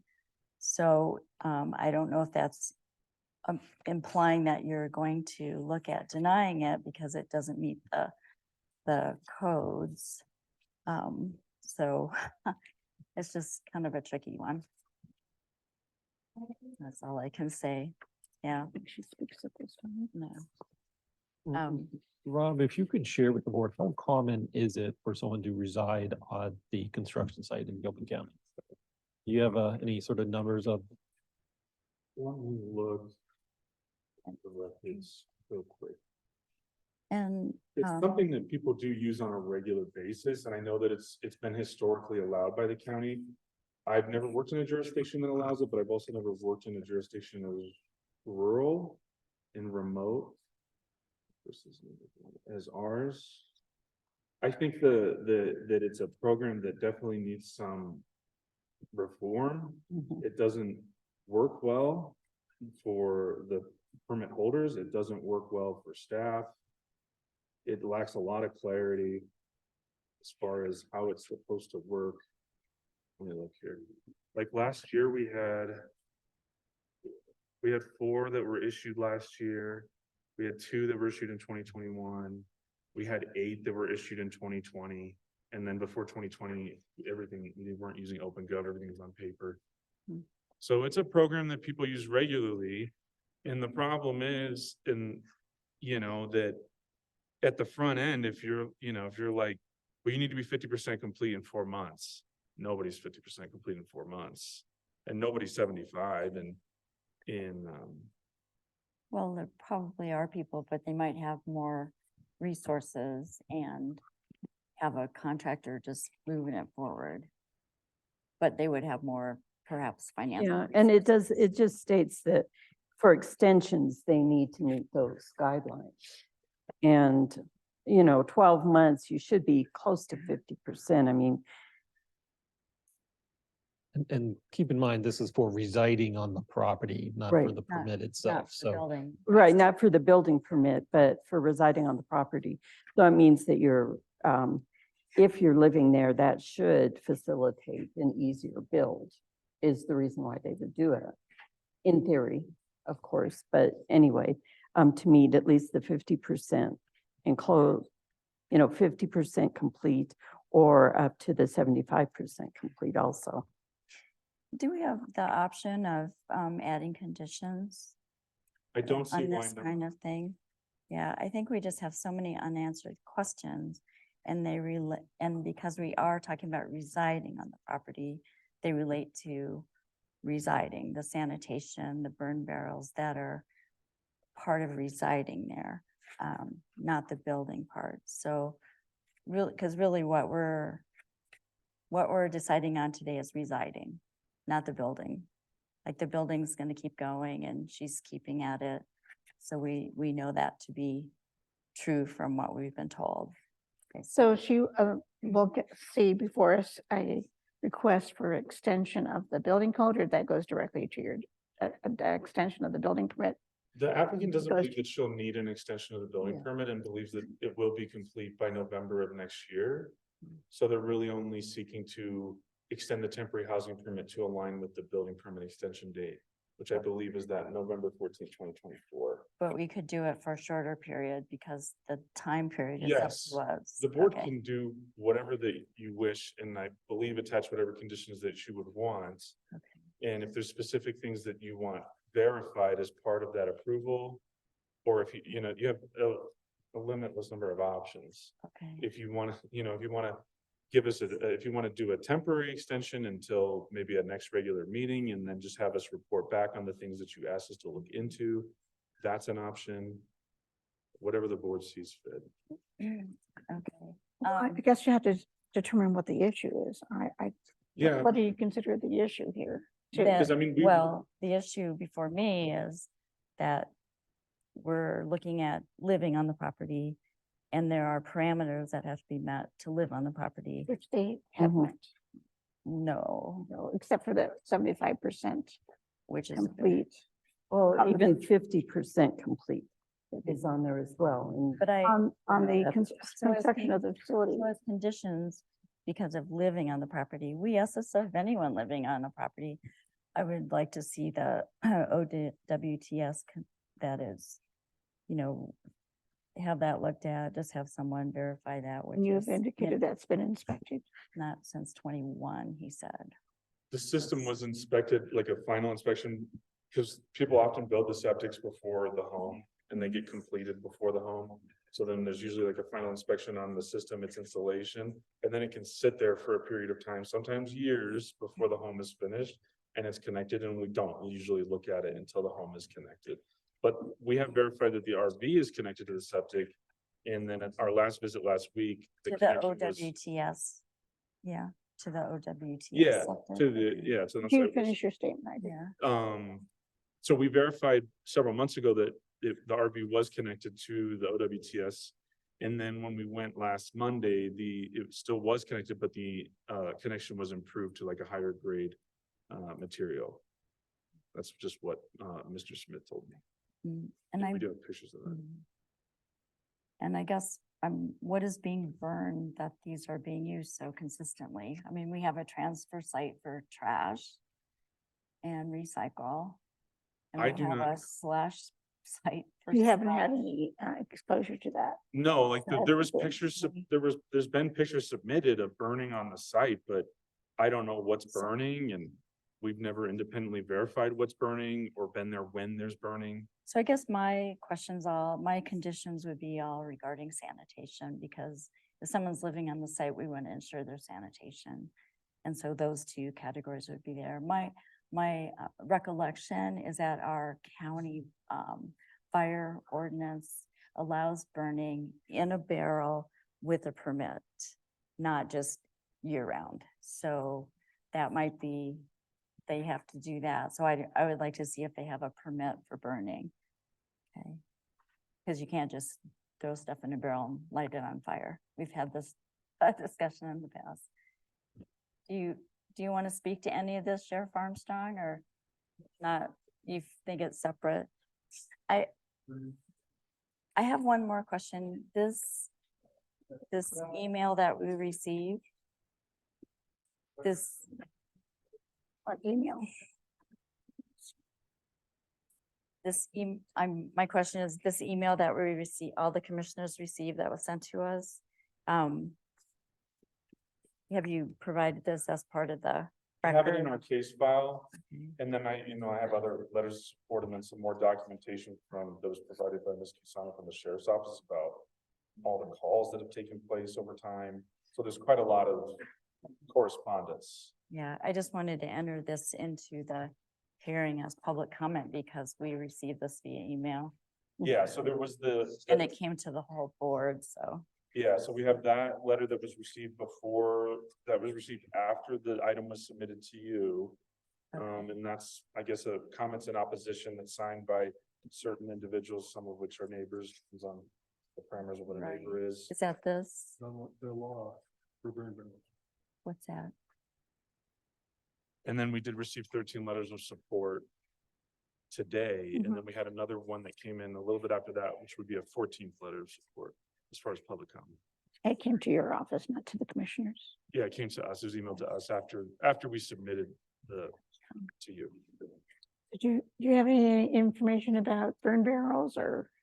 This is what they are citing, this law.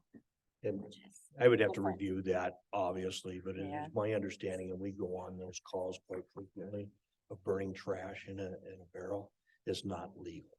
Not And I would legal. have to look at the statute and work with Paul Andras on that. Because they're the ones that usually respond to those type of calls. The sheriff's office doesn't get involved in those for the most part, but I can do some research on you for it and make sure that we give you the proper answer and everything through working with our fire district.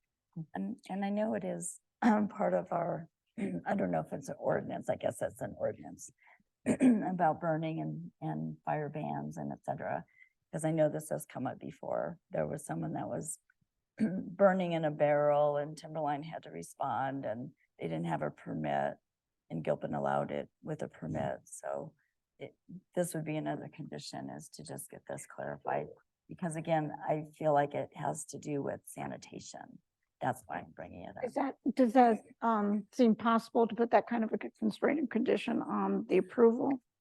I'm not sure, because that you're actually asking them to go to a different department to get information. I guess it would be the same thing if we asked them to have the septic inspected. They would have to go to the health department, so Yeah, I mean, we could have, do we know where to direct them? I guess we the could, I question. mean, we could have public health. I've talked with public health about it. So, I mean, we could have our public health inspector go out and take a look at it and then just provide comments if there's any concerns that they identify from a site visit to you.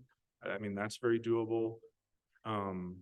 As far as the burning, I mean, if the applicant's supportive of that, we can have a site inspection. I mean, we can call Chief Onder and go out and see, is there anything that would be evidence of that? And then I would say, if something does occur where there's burning, then we need to be notified when it happens, and then we can document that's the case. It's just that my office has not documented that occurring. There's pictures of it, you know what I mean? But it's not something that, so it's like if we were notified that that occurred, then we would be like, hey, yes, this occurred on this date, we observed this, and it's a concern. Is that? And it's my understanding also, and I'm reading this right here, that burning in trash barrels is not legal in the state of Colorado. Now, a permit wise is what you're probably talking about, is slash, that you can burn slash as a result of it, but there has to be like 3 to 6 inches of snow on the ground. There's parameters that have to be set by our fire department and also by the state of Colorado to allow slash burning, but that's the only permit piece that would be allowed. Yeah. And I guess we haven't been told what's being burned in the burn barrels, just that they are occurring. So I don't know if it's trash, I don't know if it's slash, I don't know if it's waste, I don't know. Yeah. So, But it is. so a suggestion for the board is if you're interested in addressing these other outstanding issues, and interested in issuing this permit, it could be conditioned on compliance, that there's no federal, state, or local regulations found out of compliance, and it could void the permit at that point if there's any violations. Sounds like these burn barrels are out of compliance, and if it would be found from this point forward, then their temporary use permit, if the board is so inclined, would be then revoked at that point. When I guess the ambiguity will be the definition of found. So someone would have to call the sheriff to investigate a burn barrel, or the fire department to investigate a burn barrel, and then report it to the community development, and then the community would have to have a. It would most likely be Timberline, it sounds like, would be the one Timberline. responding. So we would have to work closely with them. And obviously our Gilpin County Public Health Department would be intimately involved as well. I have to work with Paul Onder, that if we get any calls up that location, that we're notified of what is burning. So, and I guess, thank you. So now the neighbors and the property owner have heard that burning in burn barrels is not allowed. Correct. Yes, thank you. And slash is, but with a permit and then certain conditions. Permit. You have to have a permit to do it. Okay, thank you. I think this is how we're going to state this motion.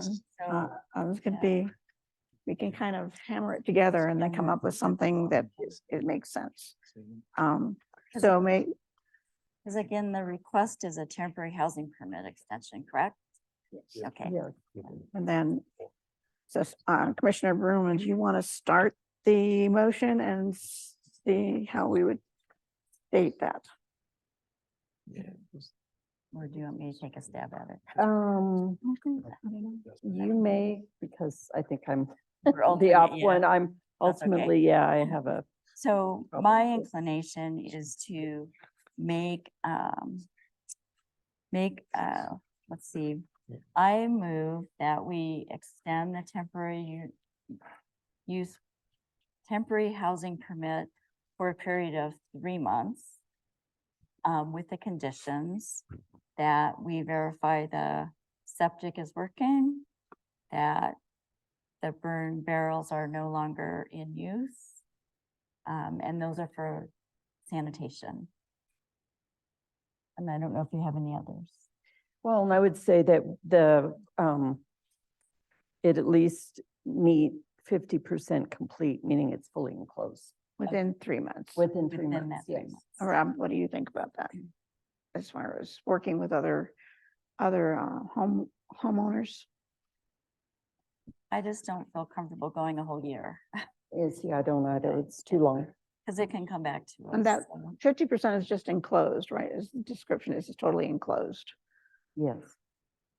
If I could make a condition that we require a neighborhood meeting, I would do that, but I know probably can't do that. No one may show up, but we could ask for it. So I did make the suggestion about code compliance. Are you interested in adding code compliance? That if there was reference to the burn barrel, but just clarifying. Yeah, it would be code compliance, including Okay. that. Well, Okay. code compliant,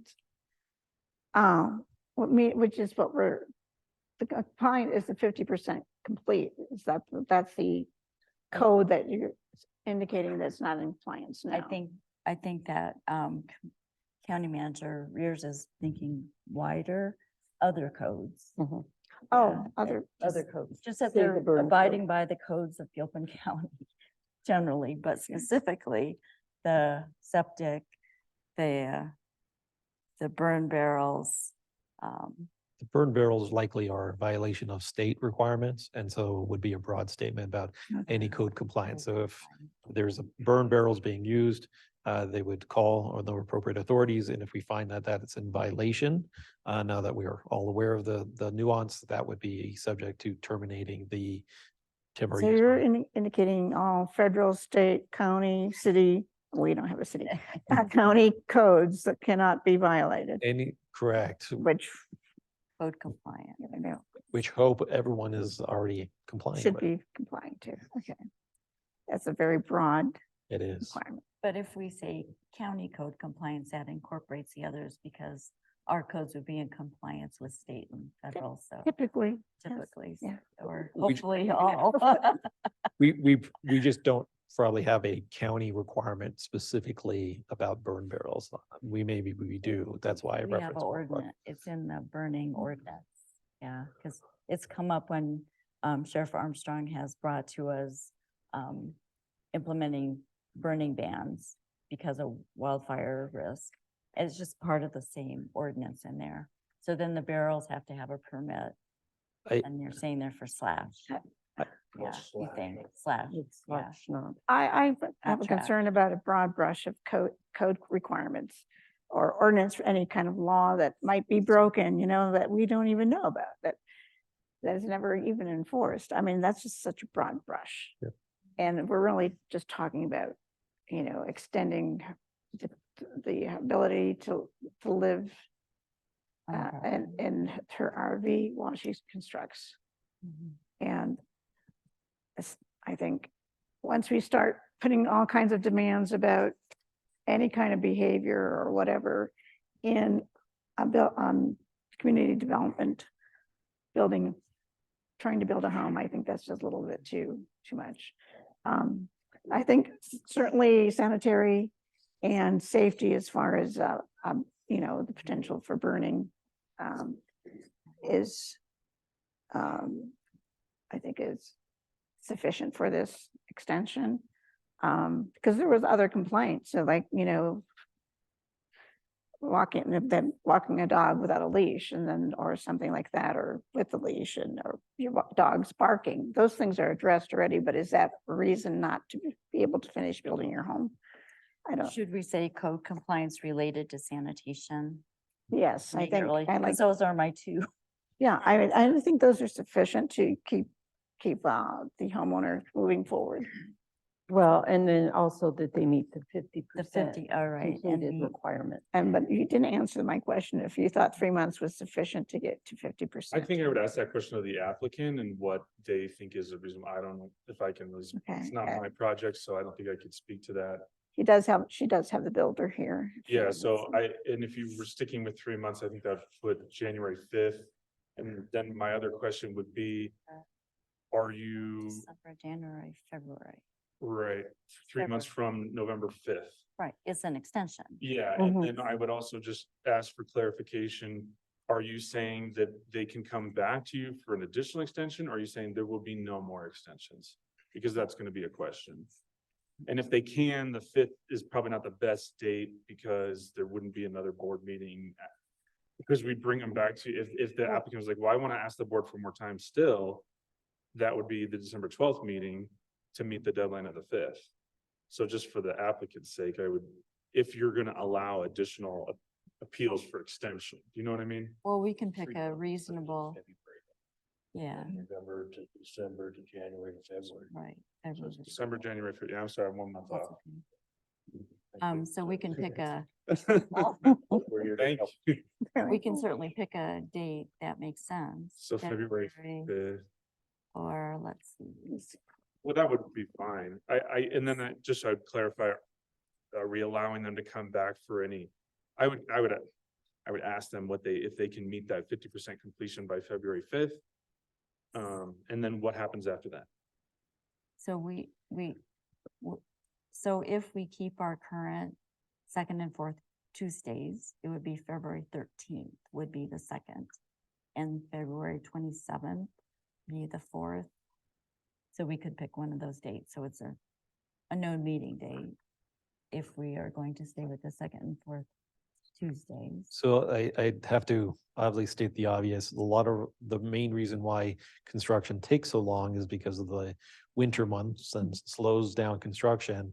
So the extension of 3 months is obviously in the heart of the winter season. Be a hardship. Except they're talking about interior Yeah, once interior things. it's enclosed, then you have. mean, the- Can you get it enclosed in 3 months? That Getting was it- the getting it question I'm enclosed posing, in the posed next to 3 you, months. and that was a reasonable time to get the structure enclosed. And again, you indicated it'd be up to the client to answer that question. Yeah, I mean, it all depends on the project, some people, it just depends on how many, the resources you have and what you're dedicating your project as far as how fast it's gonna be complete. You did indicate you had a timeline from the builder?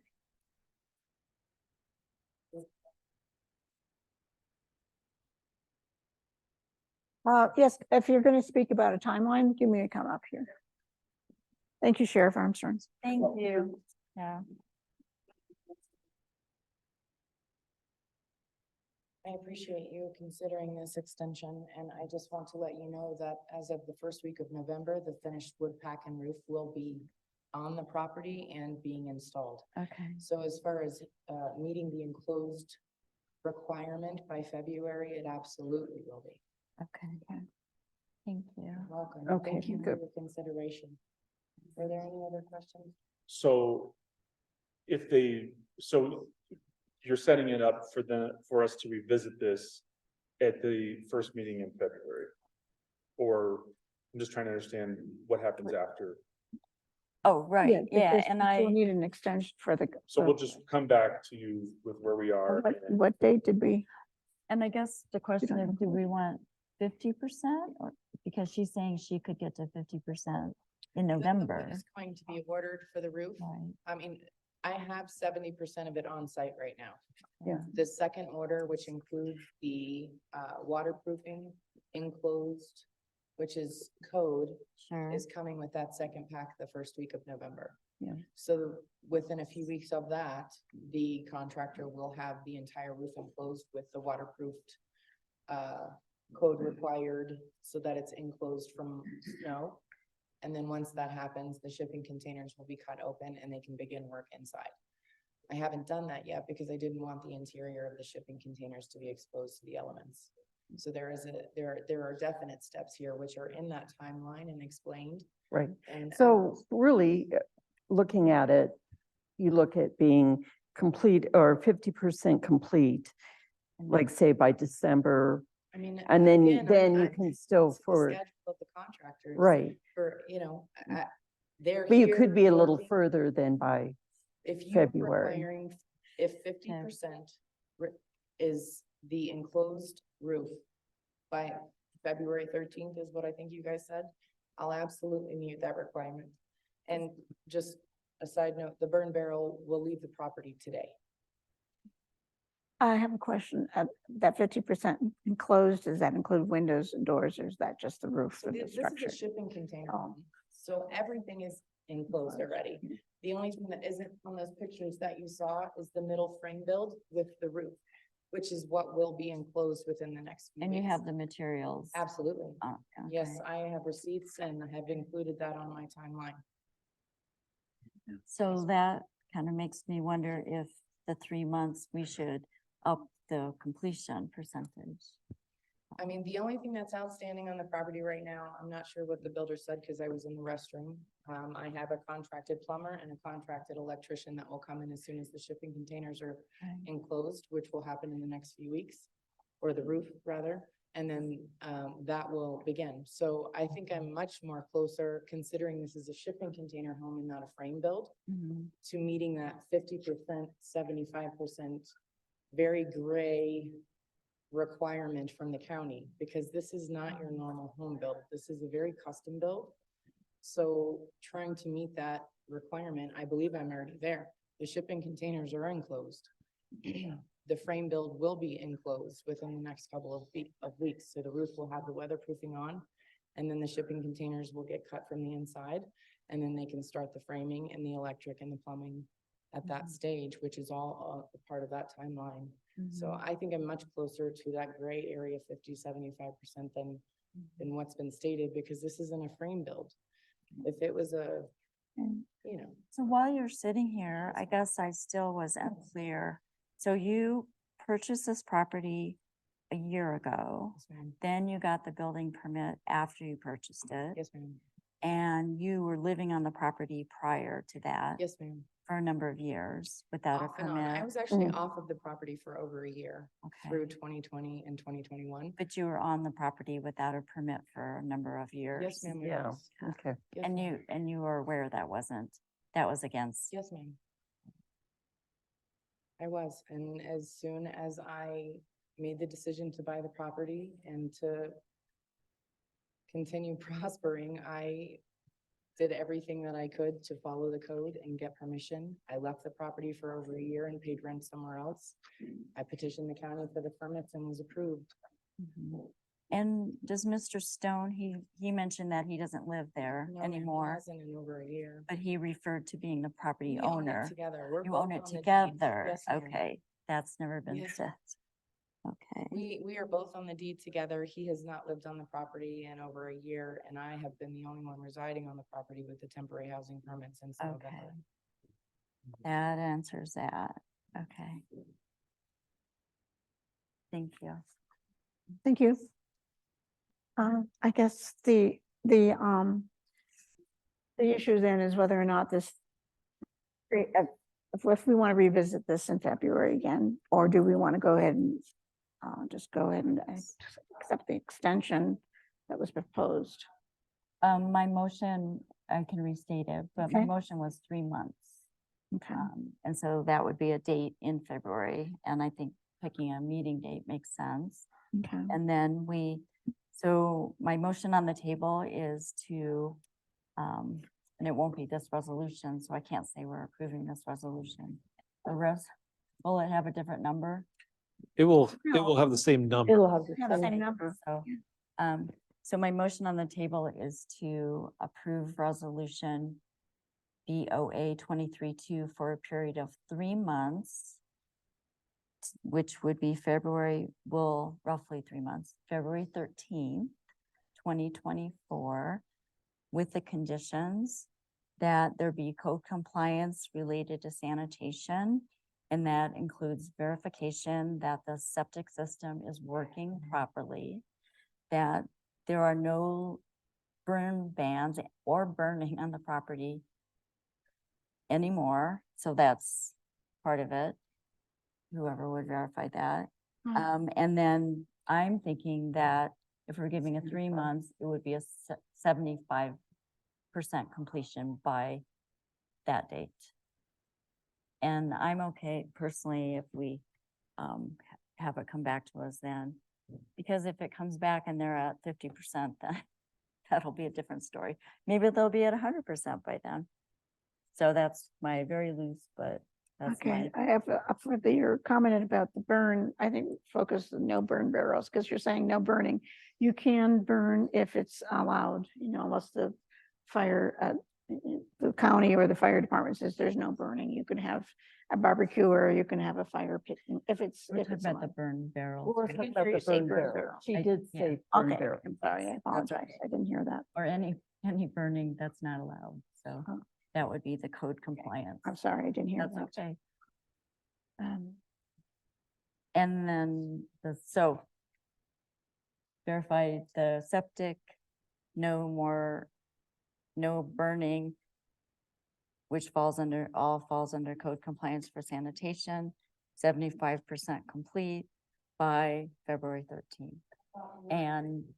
And we, No, she just changed it. You said you could do 75 by, she said she could do 50. She said she could do 50 by December. December. So if we're extending it, then I would increase the percentage. Please no, please. Could you come up here and for clarification?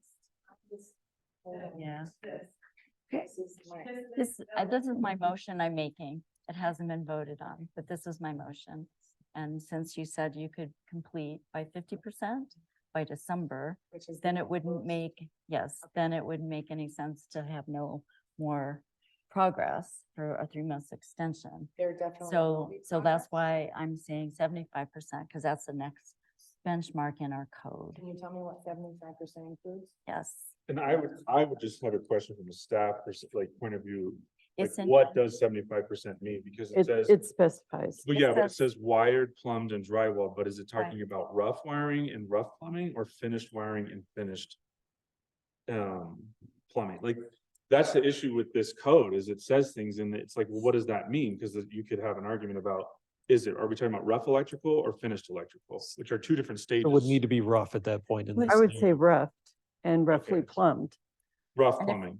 And if you want us to say the word roughed in the motion, you Okay. can, but So I mean, basically to clarify, we would say past rough plumbing and rough electrical So- inspection. so I just want to, so the answer is that it says 75% shall mean wired, plumbed and drywalled.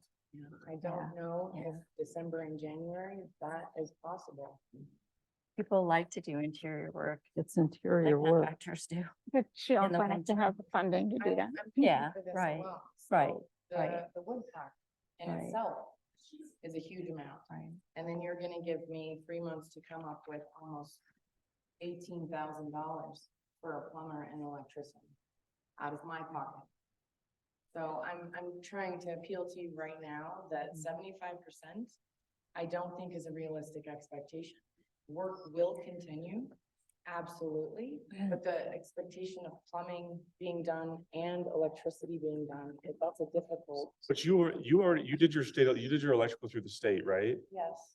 And so you passed your rough in, there was a partial rough in. The inspector for the state has already been out. It's got. Yeah, that was done electricity in, to the January, that was done in April. Yes. The house build has electricity to it. That's been inspected by the state already. What isn't done is the internal wiring for outlets. Which is what we're asking that you continue to work on and make progress. So if I And show progress to the board in February and it's not completed, we'll have a discussion like this again. But I think that it's important for you to know that we can't like manipulate the existing codes for a person. so rough. We plumbing- really have to read what it says, adhere to it, and we are already giving some leeway by giving another extension because if I really was making a decision based on the codes, I No, would understand, and I've been need to, doing everything I can to comply with. I those would codes. need to just deny it. So if I were to really just look at the codes and say yes or no. So we are trying to be, understand where you're at and give you some more I do. time. So I just want to be clear, the expectation in February is rough and electric, rough and plumbing, and the house enclosed. And drywall. Can't have drywall. Rough That's it. plumbing. That's just, I'm just saying that's what it I says. think, again, we're just inconsistency of Yeah. code. That's a big gray area, because if I'm required for roughing, I can get that done but you tell me drywall, that means finished electric and plumbing. Because everything is inside that drywall. And like I said, we'll pass this motion or not. If this motion doesn't pass, we'll state another motion. And then once a motion is made, then that's what we're asking you to attempt to comply with. So a and be point, able to point of order, are we reopening the public comment for this hearing or just clarifying? It's up to Marie. Oh, where are we? Is the here? intention, I believe the intention was for clarification on the timeline from the applicant is why they were invited back, but just wanted to clarify if there's additional public comment. No, I'm not gonna have any additional. I can close it for public comment. I think it's not, it would be, so I would say I would open it if it has to do with these issues of sanitation and conditions. building, not behavioral, because behavioral things are not our purview. The neighbors need to work on that together, use the sheriff's office for compliance, use a timberline if there's burning. That's just my view. We're not. There's, we're not here to- there's already regulations in place that would address many of the sanitary issues that have been raised, so. I really don't feel that we need to have it open for public comment any further. I think we've gotten information and we're trying to address the questions that we have now. May I just state that there's a motion on the table? Yes, there is. And I think it'd be good if we made a decision on that motion. And then if it doesn't pass, we'll have another motion. So I'm calling the Okay, question. could Deputy Denton, could you read the motion to us as you understand? Best I can.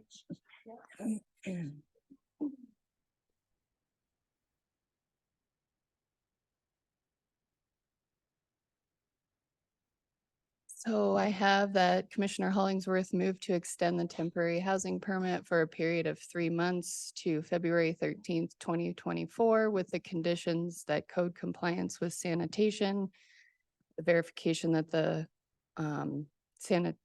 OWTS is working and no burn barrels or any burning that's not allowed are no longer in use, and will need to be 75% complete by the February 13th, 2024 date. That's how I read it. And the issue is what 75% means per code or For the code. And so then I'll go ahead and second the motion. okay, any further comment? No. Okay, I have a second. I have a motion and a second. All in favor? Aye. All opposed? Aye. Motion passes 3-0. I have 3-2, 2-1, I'm sorry. Been saying 3-0 all day. 2-1. Okay. Okay, There's a I public will, comment I'm going period to. at the end of the excuse me. meeting. Yes, and I have, actually, I will continue public comment on this public hearing, but it has to be associated only with sanitation issues with septic and burn barrels. So do I have someone who, do I have anyone who wants to speak at this time? Again, limited to 3 minutes. State your name and address, please. Amanda Brown, 76 Stoner Road. Shorty Filter 8 Sandell Lane. I object to this commission overriding the code as written and adopted. You may not decide on an individual basis. I'm sorry, you said sanitation or So you burn cannot barrels. Listen to your constituents. We listened to you earlier. And you I'm ignored it. offering you an opportunity to speak about sanitation and burn barrels. So Thank you. we will not be given an opportunity to speak to the fact that this commission just voted to overrule the code as written. As written. Is that correct? Yeah. There's a house down the road from us that's almost up. You're- That started. If 3 you months stay, ago. if you stay till the end of the meeting, there's public comment at the end of the meeting where you can speak about anything. Okay, thank you. We will. Thank you.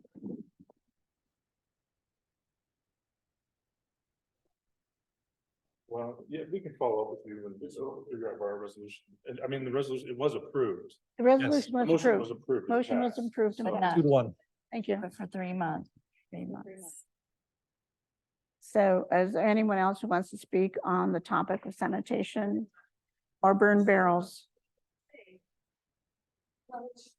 You did mention public safety. Could you please state your name and address?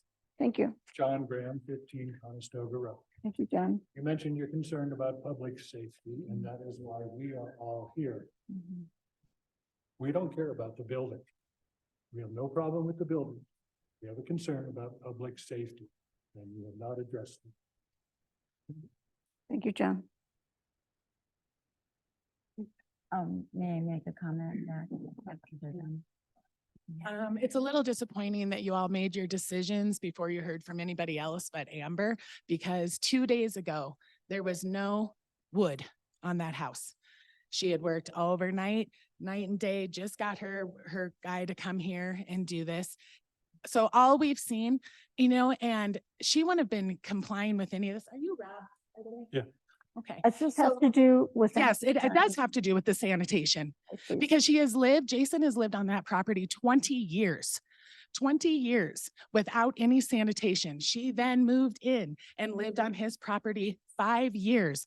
And if I would have not called Rob, she would still be living there without any housing, temporary housing permits or anything. And who knows? And you guys don't even know the rules on burn barrels. It is because of our health. Nothing combusts and it is illegal and it has been illegal and she has used them for 5 years. Like making our health, and who knows where her poop, her pee, anything else has gone. And you guys don't care about anything else, but that wood was not put up. So for me, I have seen only a foundation with 2 shipping containers that were already on the property put on a foundation in a year's time. 1 year. And so now you're going to break the law of what it says and make special accommodations for a woman that literally has threatened children and has made our sanitation and our health for over 5 years be diminished. And you're going to make special rules for her. Huh? So you know what? So this goes to show that basically when it comes time for February to come around, what has she done in a year's time, Rob? Put a foundation So in. remind the That board is literally that it. And who the hearing knows? is We don't closed. even know if It's the over. septic We have a system comment from. works. Excuse Where me. has been the proof of that? That Oh, is why that's it's a condition. And I understand your anger. You can direct it at us. You all had an opportunity to. Well, who else you is going to listen did. to us? For years, we never even, the sheriff's never You heard all us, had- Rob never heard us. We are literally, who in the county then? Maybe you guys can answer since you're the Board of Commission. Who is going to help us with this violent person that is lied, that has yelled at children, that has threatened violence? What is going to happen? And she's only put a foundation in a year's time, and you were going to give her an extension. And we couldn't talk during the time you're letting her tell you everything she's going to do. Who is going to, we pay taxes. Thank you. You've I'm so had your upset three. about this. Like, Thank this you is very just- much. So Yeah. what I have to say is all your concerns about public safety, direct them to the sheriff's office, make reports, and please, Mediation or anything about things that help with all these people. We have lives for living too. yes, please continue to report things because conditions that we put in place, I'll just reiterate, is that we have asked that the septic be verified that it's functioning. We have asked for that. We have asked that the burning cease because it is allowed in our ordinance in a burn barrel with a permit. If you want to, it's in an ordinance. All right, order, please. This is a public comment. I've asked you to come up and speak and state your name and speak, and not in a crowd like this and shouting at the commissioners. So Okay, so if you have something, if you want to continue in this public forum, please come up and state your name. And again, we like to focus on the sanitation issues as far as the How many septic times have these and extensions the burn barrels. So No, not. if for you her. can do that, we will For the continue. numbers. If not, then I will, You said they've we'll been look done for, so many times. 2 days ago. okay, So okay, don't shout at the commissioners. If you want to come up here, speak. Now, and I do want to reiterate that Director Gutierrez did say extensions have been made for approximately 20 people in the past. And so there have been other incidences where there has been, because it allows for people to come to us and appeal their case to extend it. So the request today was to extend it for a year. We're extending it for 3 months with conditions. Right, And- and and- part of that is that 75%. So she needs to meet these guideposts. We're trying to hold her feet to the fire so that within these 3 months, that there is significant work being done. And, you know, it's hard, I understand, and frustrating, but what was brought to us is purely a zoning issue and with this temporary. These others are, we do take them seriously, but you do need to work through the sheriff's office and that to get that done for public. Sheriff Armstrong has a Yes, comment, Yes, yes. please. Yeah.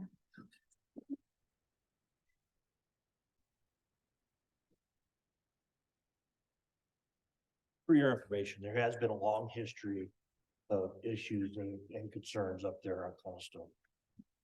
I met on Friday with, I believe, 6 people from up there. And I made it perfectly clear to them, and I haven't had a chance to talk to Amber yet, that any violation that we can show that there's probable cause that a crime has been committed, a summons will be issued. Anytime we're called up there, a report is going to be taken. We have been up there a number of different times. And I think Rob's got some of the reports and everything. But I met with my command staff and my supervisors yesterday, and that's the direction that we're going for this neighborhood dispute up there.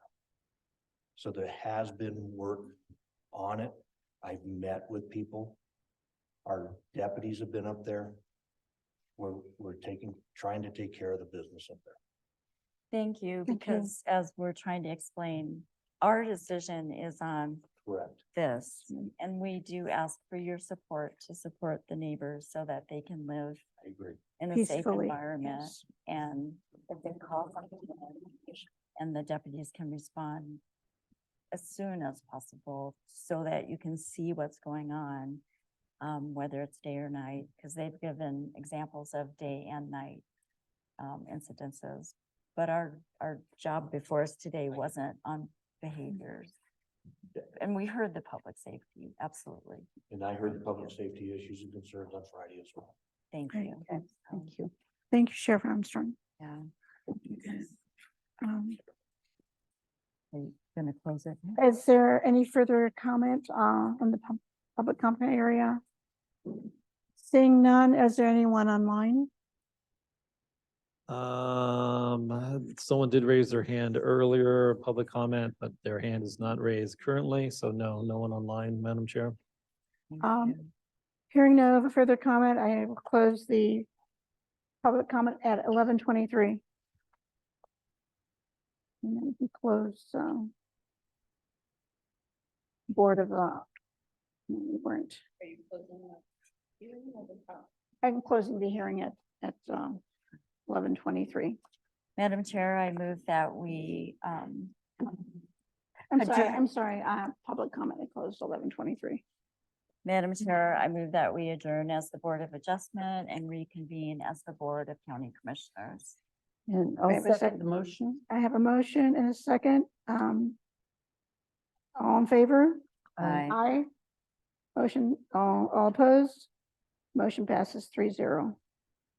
The Board of Public, oh gosh, is now closed at 11:23.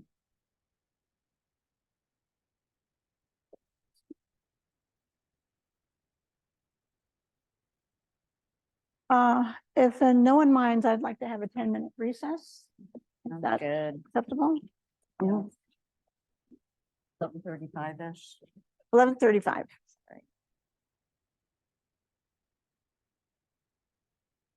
And now the room is empty. Have fun writing that one up. Oh, man. Okay, I gotta get my You papers decided in the here.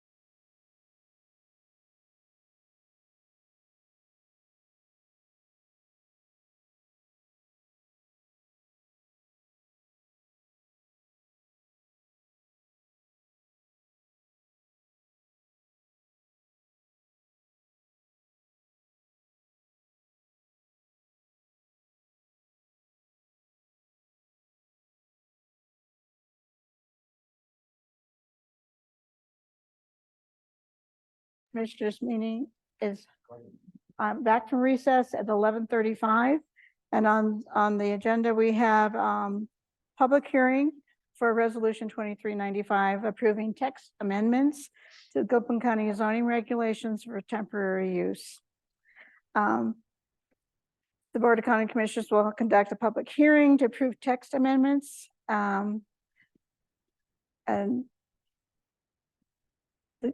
for the temporary use, Rob Gutierrez, Community Development Director, to present. Okay, so the background on this is another part of our code that we're having a lot of problems with is the temporary use permits. We are and have been working on, a full code update. This section, we have a draft of what we want. Because at the end of the day, we would like to bifurcate this and have temporary use permits, which is more of a zoning type thing that allows certain uses for a temporary period of time on private property. And then there would be a separate permit that's not zoning, that would be an event permit that may be approved through like a county resolution or ordinance, and kind of pull those things apart. Whereas so that we get to the point where temporary use would not involve like authorization of any like public right of way infrastructure like that. That would all go through an event permit, because it's kind of two things. But because of the way the code is written right now, it's funneling everybody through this temporary use permit process, including private events such as, weddings on people's private property. So the ultimate fix is a big lift that's going to require a little bit more tweaking, not only on the zoning side, but then on an event permit side. And then we got to go back and look at certain regulations like the parking ordinance, get that to work. So this really was a staff initiated amendment. Let's go talk to the planning commission about making a minor change to the existing regulation that would kind of limit the number of these applications that are coming in and kind of get rid of some of those minor ones and maybe narrow the scope without going through and trying to fix the whole thing. So it's kind of like, giving somebody with a broken leg Tylenol, but it would in the interim, while we continue to work on the code, help us with, if somebody, because that's the question now. They're like, well, if I'm having, somebody comes to me and they're like, well, I'm going to have 50 people come to my house and we're going to have a birthday party in my backyard, and they're not going to park cars on county right away or any use county right away at all. Under the current regulations, we would maybe say, yeah, you need to get a temporary use, because it doesn't clarify like a floor of when you need it and when you don't. And I think the parameters that of people that it uses is not the way to do it, but we thought maybe just modifying it, bringing it up to a minimum of 100. And then from 100 to 250, we administratively review, and then 250 or over, then we'll just go through the process as the regulation is requiring, until we can have a more comprehensive approach. But that's kind of, I guess, where this is coming from. And I know, Commissioner Hollingsworth, we had a brief conversation about that yesterday, and I had to think about it a little bit after our conversation, trying to remember what happened where, as far as this. And I asked planner James Shroud, I was like, why don't you put it together a minor modification, and let's go talk to the planning commission about what that would look like, and let's see if that's something in the interim we could do to provide relief.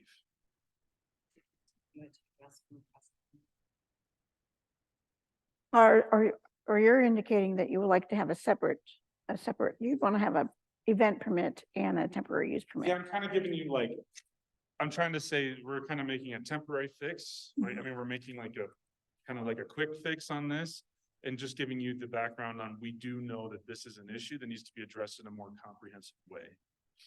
Because it just creates a lot of problems, because then, and we've had the example where was it the gravel race?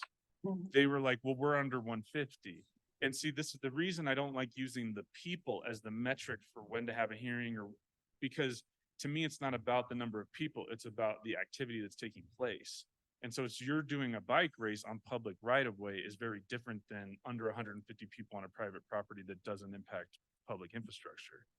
You know what I mean? And so it's just the way that this was put together doesn't work.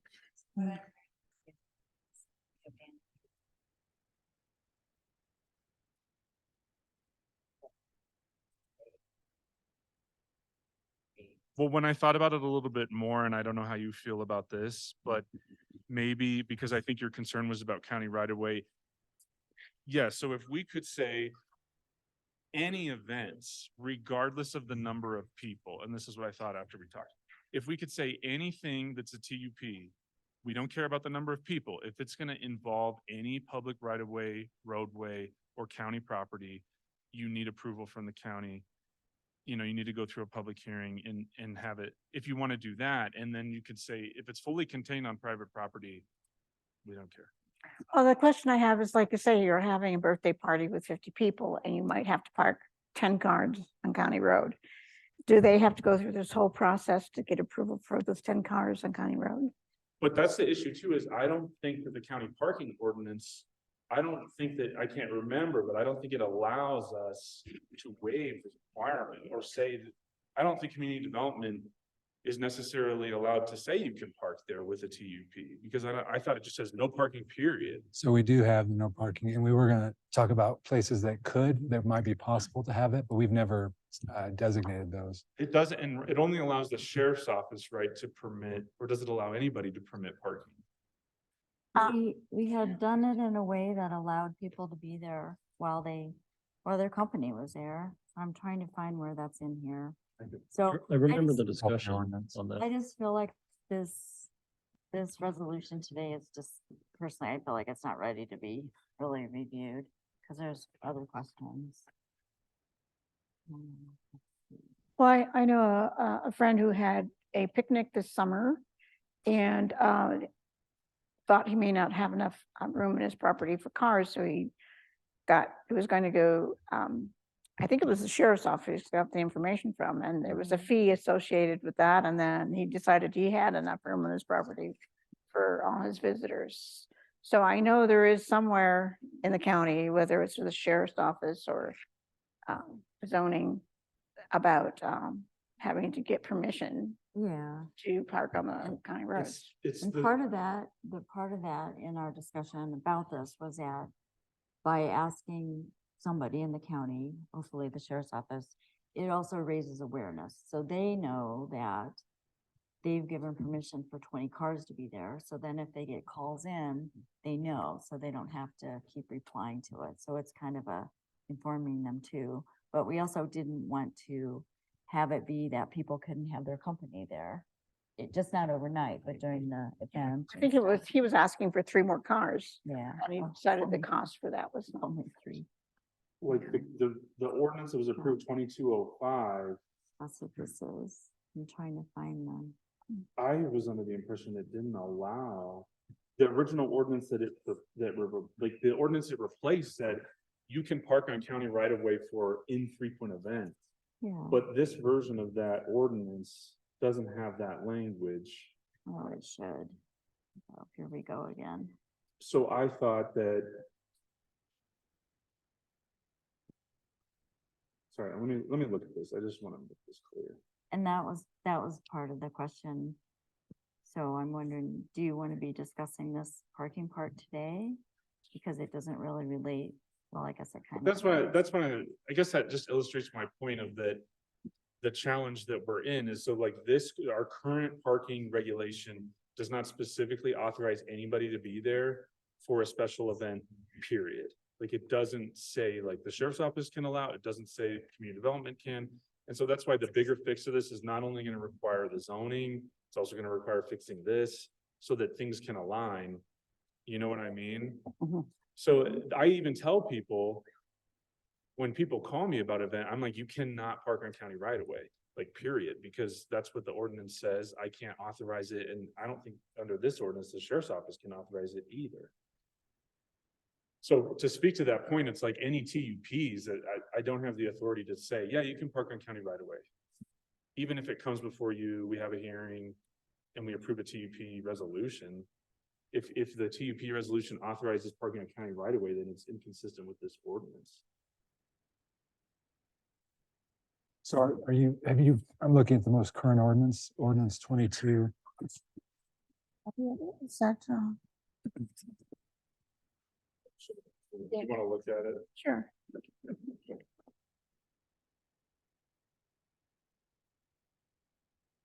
Oh, I could have shirts. But these screens aren't see, working, so it won't help. No. But because we had this long discussion about that, about allowing people to just be there when they have company and just that it wouldn't be overnight and I don't know why it wouldn't be in here and then. That was in 21, 22. so we amended in 21, and then we did another amendment, 22. Right. And the 22 changed that, the way you just mentioned, to no parking is allowed unless county posted signs allowing parking. And we had talked about that point about there were certain areas that may be susceptible to that, meaning that they were areas where we know people might frequently park based on camping or other things. But that was the change in the 2022 version of the ordinance. So I feel like this is, if it's not in here, it's another example of what we discuss doesn't get in here. And then we're asked to sign things, thinking we're signing what we discussed. So it's tough. So I know that I want to read this more because as you're talking, I can't really focus and read it. So. Yeah. But is this part of the discussion today, or is this just a not really. It's sample just of kind of, Yeah, it's, an fine. it's kind example? of relevant to your point about being concerned about public safety and roadways. And That I guess I would answer your question of TUPs and parking. I would say under our current ordinance, we cannot authorize the use of people to park on the roadway. So it's like, which is a problem in of itself, but I guess it negates the concern about parking on right of way. Does that make sense? Right. But your specific request is really just setting a floor so that Kind of smaller narrowing this events a little can bit. narrow, right? Have to go through all this procedure. But what I was bringing up was that I used that bike race as an example. So that bike race was going to be using county roads. They weren't going to be, they were just going to be on the bicycles using county roads. They were expecting up to 600 bicyclists in 3 waves. They were going to start in Nederland, come through, drive around, and they didn't have, it went to the planning commission. And then it didn't go past the planning commission because it wasn't well thought out. Then the next year they brought it back and they changed the number from 150 or more to 140. So it could just be approved administratively. So I don't know if that was true. I didn't go out there and watch the bike race and count bikers, but I feel like for public safety and, you know, Sheriff Armstrong had weighed in on this. That if they're going to be using our county roads, especially in remote areas, we need to just make sure that everything's set up in case of an emergency. Because like in that bike race, they were going to have a first aid thing at Apex and 119, but the bike race was going to go down Tolan Road, back and go Mammoth Gulch. So there was a lot of remote area back there where people were more likely to be injured, but the aid station was way over here. So it didn't fit together. So I just feel like when we are approving larger events, or even if they're not larger, but they're on our county roads, we need to be cognizant that the impacts fall to us. Police, our sheriff, our ambulance, fire. And so I just want to make sure those are in these approvals. Again, but if the concern also is the number. I mean, if you're going to have a party, private party, and you have to park on the road, then does that require coming through the board? Right. I don't know if it would Or the be sheriff's office. amenable to you, or I didn't think about it yesterday. But what if we said, you know, we go with this, we say the 100 is the floor, people, 250 or more, we follow this public process. But regardless of those numbers, if it's involving county right of way or county infrastructure, it must go through the public process. Like, we don't care if it's 20 people, if you're gonna have a race, like on a public roadway. So you know what I mean? I don't know if we could just, we have our floors for events on private property, but then it's like, there's just a trigger that if it's involving public infrastructure roadway, you have to go through this. But see, that's why I don't feel So like we this would is remove ready. that loophole. I don't feel like this is ready to be. Do you want us to come? I'm just one commissioner speaking. but Right. That is, I just feel like it's a Band-Aid and it's not ready. But even if we, can I ask you one more thing? Even if we said even if I came back to you with that modification where I kept these person thresholds and then added in just a requirement on all events that, would you still rather wait for us to do like a more thorough rewrite? I don't know. You kind of want to see it? You make it sound like it could be quite a while for the complete rewrite. It could be a Could be while. quite a while. Yeah. And I do agree that making it easier for people to have private events on private property, we need to be more lenient with that, you know, as long as they're doing it within their constraints. But when there starts being traffic and, because if people are parking on, that's why this whole parking thing that we discussed last year, people are parking, they often are blocking neighbors, other people, visitors, and emergency response. And the emergency response is always the most important, in my view, because if a neighbor down the road needs the ambulance or the fire truck and they can't get through because of the event, that's what I'm just talking about, a way to write it so that we're allowing more flexibility, but also very, very clear about the. Well, and I think that's where too, they mentioned, and which would be smart, is defining an event. So you have both an event permit as well as the TUP. So then that'll help close that. Oh, if we just kind of say we've got the number of bikers underneath, but it could still be defined as an event. Well, they'll still need to meet, you know, those considerations that you had mentioned, Commissioner Hollingsworth, such as, you know, parking and making sure that you have ample first aid and all. And I So I know- think that's an important consideration as well. And I know our county doesn't have a noise ordinance, which is in some cases unfortunate. And so we just follow the state umbrella one. But like if the event is 100 motorcycles, the noise level will be different than if it's 100 people arriving in 25 cars because they carpooled. Or if there's a large live band with speakers, then the noise level will be much different than if the wedding has a guitar player. So it just sounds like we need to think more if we're gonna be improving and changing the zoning to make them kind of meet situations that have come to the county's attention.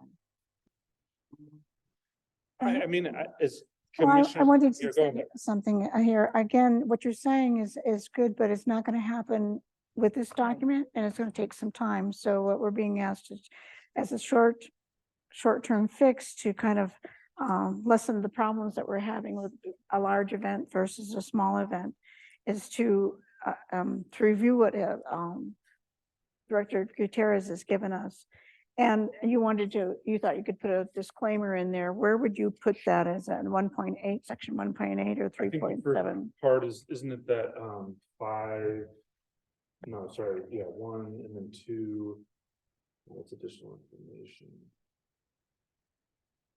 I think it would be 5, less than 250 persons, but more than 100 may be approved administratively. And then I would say, but any of it, like any event, like any temporary use that involves the use of public right of way, regardless of the number of people, needs to go through the planning commission and the board for approval, which would follow that 250 plus. Or at the very least, it would have to comply with the ordinance, which I. I mean, the parking? Yeah. which Well, I need to can't read. supersede the parking period. So even if we go through this, I think like from the standpoint, even if we go through the TUP process and somebody's like, I want to have a wedding of 300 people on this private property. Can you guys authorize parking on county right of way? I would be like, we can't because our ordinance says no. And we're also not stating the size of the property. So 300 people on a 20 acres is much different than 300 people on 1 acre. So Yeah. Could you, Brad has a comment. could you make some revisions and bring this back to us? That's an option. Yeah. Sorry to interrupt. I just wanted, from prior experience, and we discussed about this in these various ordinances before. Our roads are very narrow in parts. And so big groups who want to park on those roads could dwindle it down to less than even a one car coming by. And I just like the 300 people example. I would think that would be something that they should get a permit for an event, meaning that they have traffic control. You've got signage, you've got all these things, because if, again, our roads, most of our roads are really too narrow to have any parking. And just how it is, and that becomes a public safety. And we identified that in previous ordinance discussions. And that was kind of one of the concerns. And so I just wanted to throw that out there and get in your thoughts, because that's a really important issue. And that's why my answer to applicants has been, you cannot park in county right away. You got to figure it out.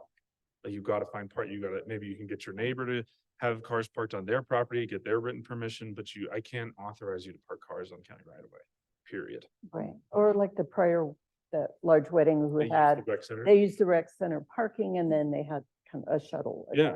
To go. A which is- valet, yeah, a valet. a valet. Okay. So my suggestion is for a short-term fix, because we know this is not going to really resolve the concerns that you have, is to add that disclaimer in here, and you thought it would be under item number 1.85, C5. Mhm. Okay. And again, just reiterate that That regardless of the size of the event, for like people, if it's going to use right of way or county infrastructure, it needs to follow the process of 250 people plus. okay. All right. I understand what you're saying. And just so you know, that's not enough for me to favor looking at this today. I think bringing it back when it's all written up would be better.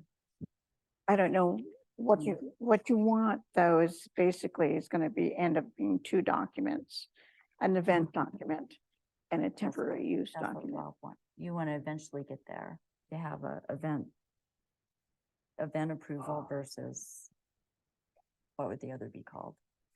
We would do TUPs, which would Okay. authorize temporary uses, like maybe you want to have like a Versus organic, like to me, temporary use would be like organic food stand on a residential property. Like, it's a use that's not permanent, like a Christmas tree. Like sometimes for commercial properties, like if they want to have a Christmas tree lot, like that's a temporary use. Right. You know what I mean? Some things like that. Whereas an event is something that's like, it's occurring on a certain day or just over periods of day, Right. usually involves roadways. It's public in nature. So usually I feel like those things are kind of separated. And you think developing a special event permit's gonna be time consuming, like, is gonna take a while? Yes. Okay. 'Cause Because when you explain it, it doesn't sound like it's complicated. You're just separating it out. But it It's still would. going to have public comment. Because we'd have to so- go through and we'd have to we'd have to go through and we'd have to look at the ordinances for parking Right. and fix the zoning regulations so that when we do approve an event permit process, it's not conflicting with existing ordinances or resolutions. Right. And that's where we're gonna have the problem. Do we have, And me and Brad, we talked about that in 22, and I told Brad, I was like, this is a big lift, like, we'd have to fix this, and we'd have to fix this and fix this, like, it's not something we can do overnight. but you think what you're proposing now will at least make it easier for you? It would to- help, and I think it would help residents, Resident, yeah. you know, so that if they come to me and they're like, we are gonna have 50 people, do I need temporary? I'd be like, But you said it would help, but it's still not really quite there. no, it's Okay. not. I think, if we have any more further, just don't have any more further discussion, I would like to open up public comment at this time. And, if there's anyone in the audience who would like to speak at this time, again, seeing no one. Except for you, anyone online? No one online, Madam Chair. Okay, hearing none, I now close the hearing, to the public comments at 11:59. Okay.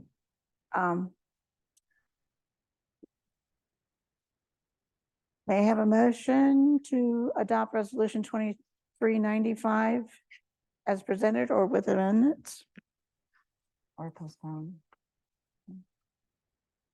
Is it your turn or my turn? Susan? I think it's mine. 'Cause you had the last fun one.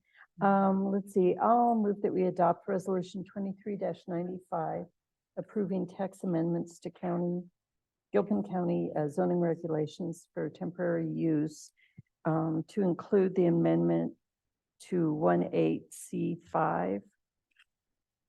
That if it uses or impedes county right-of-way or infrastructure, it must go through the application process regardless of the number of people. And we would treat it like it was 250 or more. Okay. Do I have a second? I'll second. Okay. I have a motion and a second. All in favor? Aye. Aye. All opposed? Nay. Motion passes 2-1. The public hearing is now closed at 12 o'clock. Noon. We discussed. Okay, thank you, Director Gutierrez. Next on the agenda is item number 10. Is Resolution 2391, amending the Master Policy and Procedure Manual, PH sale and other disposition of personal property policy. And Sam Bauer, Administrative Analyst, to present.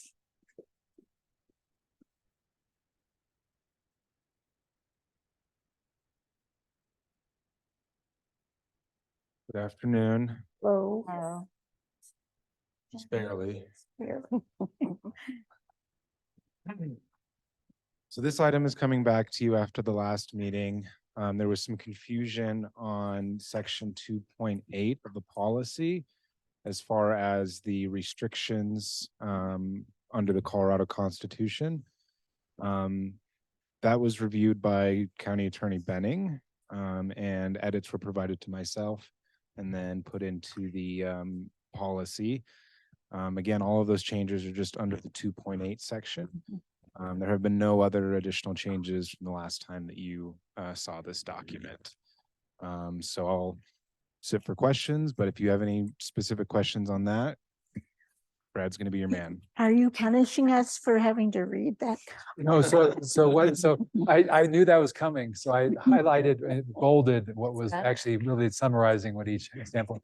And frankly, this was probably too much for just the basic, but because it was brought up, I felt obligated to put some, and again, it might come up in some issues, but anyway, please read the whole thing, every sentence. And you think every word of that needs to be in the policy book?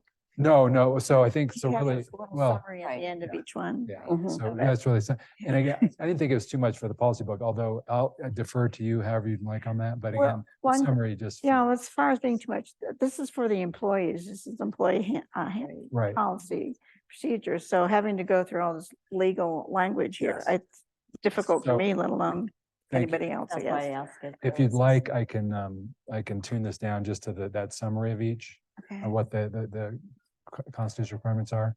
Oh, so let me clarify. So I thought that all that red text was for our information, but what you were recommending was the more concise. Well, I'm happy. employee manual. Yeah, I'm happy for this. Well, I mean, frankly, I was however you'd like to do it, but it does make sense for employees reading their time to just put each summary, the highlighted summary in each. Well, I did read through it, and it seemed like it didn't really address the question that we brought up at the previous meeting, is whether or not the fact that we loan materials to nonprofits and maybe even businesses like, chairs, tables and chairs. And because this has to do with personal property, that paragraph above 2.8. Hold up here. Yeah. Says personal property. So we're talking about personal property. All of this language is.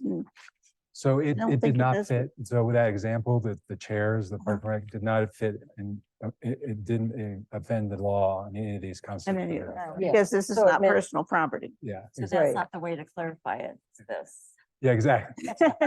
So again, we'll take the summary and we can just put, I'll have a cite to the Constitution provision just with the summary, that one sentence statement to each, just so they're aware. Okay. And this will likely not come up that much. Okay, so I'll read what you have as your summary, and I'll see if the commissioners have any questions on that. Sure.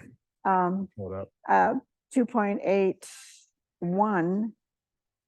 What do you have for? In short, Gilpin County is prohibited from becoming a grantor responsible for the debts of a person or corporation. Yeah, guarantor. So we don't Guarantor, we don't loan money out to people. in that regard. So I mean, that, in that, is we're not gonna loan and then become your obligated to your debt. So, yeah. I love that you say in short. Short. Well, for a policy issue, we could probably reference Article 11, Section 1. Gilpin County is prohibited from becoming a guarantor, if I pronounce it, responsible for the debts of a person or corporation. Okay, and then Article 282, 2.8.2, Article 11, Section 2, your it's a long one. Your summary there is, in short, this means the county is prohibited from mingling its public monies with those of any person or corporation. Correct. So to condense that, we'd have 2.8.2. We would just have the county is prohibited from mingling its public monies with those of any person or corporation. And then Section 2.8.3. So again, this is Article 11, Section 2. Are we still in that? I don't know if that's the case, but go ahead and read the summary of 2.8.3.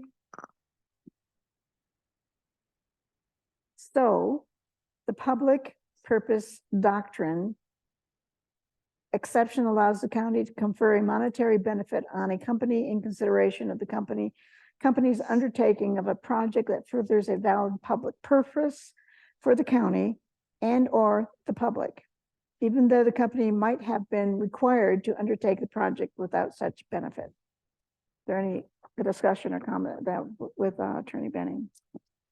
And just to, and that one as the longer winded one, but essentially, just a little background, it's interesting. The railroads, when they were being built, towns and were basically giving money to the railroads to do this sort of thing. And then it became, they realized railroads making the most money of anybody. Why are we giving money and taking away from government?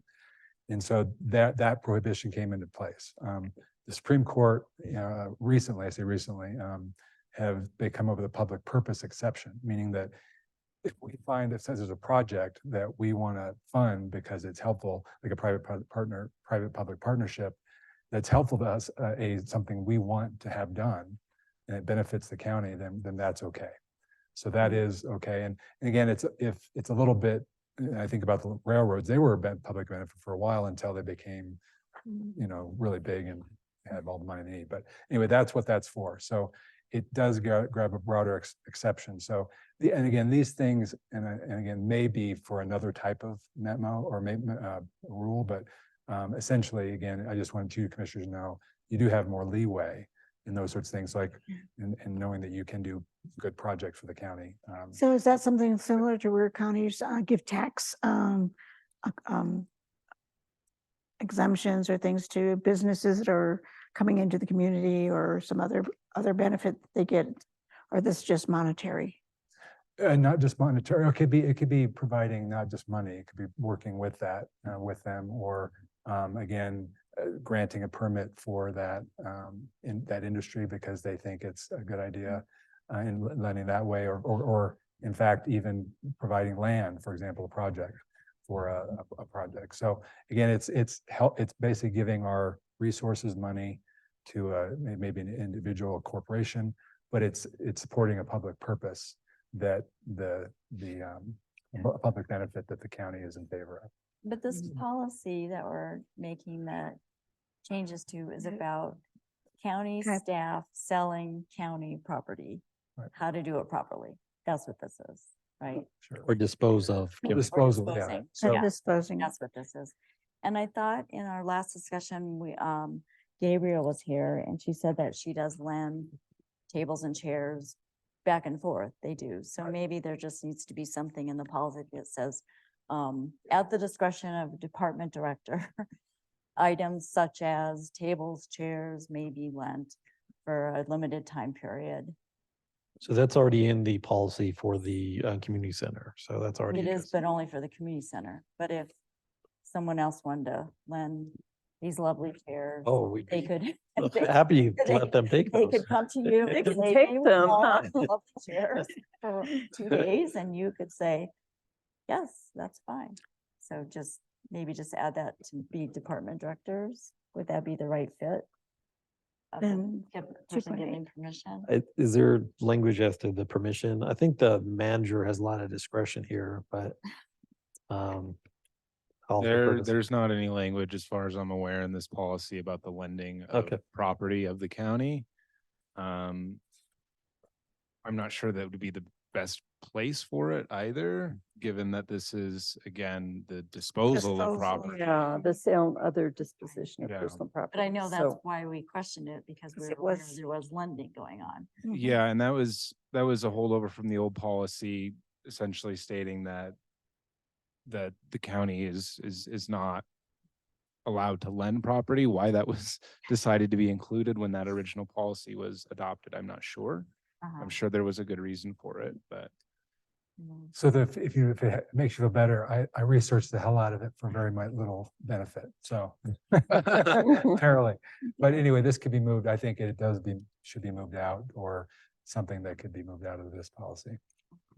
So a suggestion is to drop all the addition 2.8 Mhm. and just leave the language as it's proposed. So all the new version. So we appreciate Attorney Benning's hard work on this. Yes. But it doesn't, I don't think necessarily furthers the policy. Especially the short version to Right. summarize. What I'll say too, what I might do is just have Sarah do it, because we could put this portion, I think it's helpful to the board as you make considerations, big considerations on projects and other things, because it's likely helpful to you when you're doing your job. So I'll just move it over to a memo for the board, county commissioners.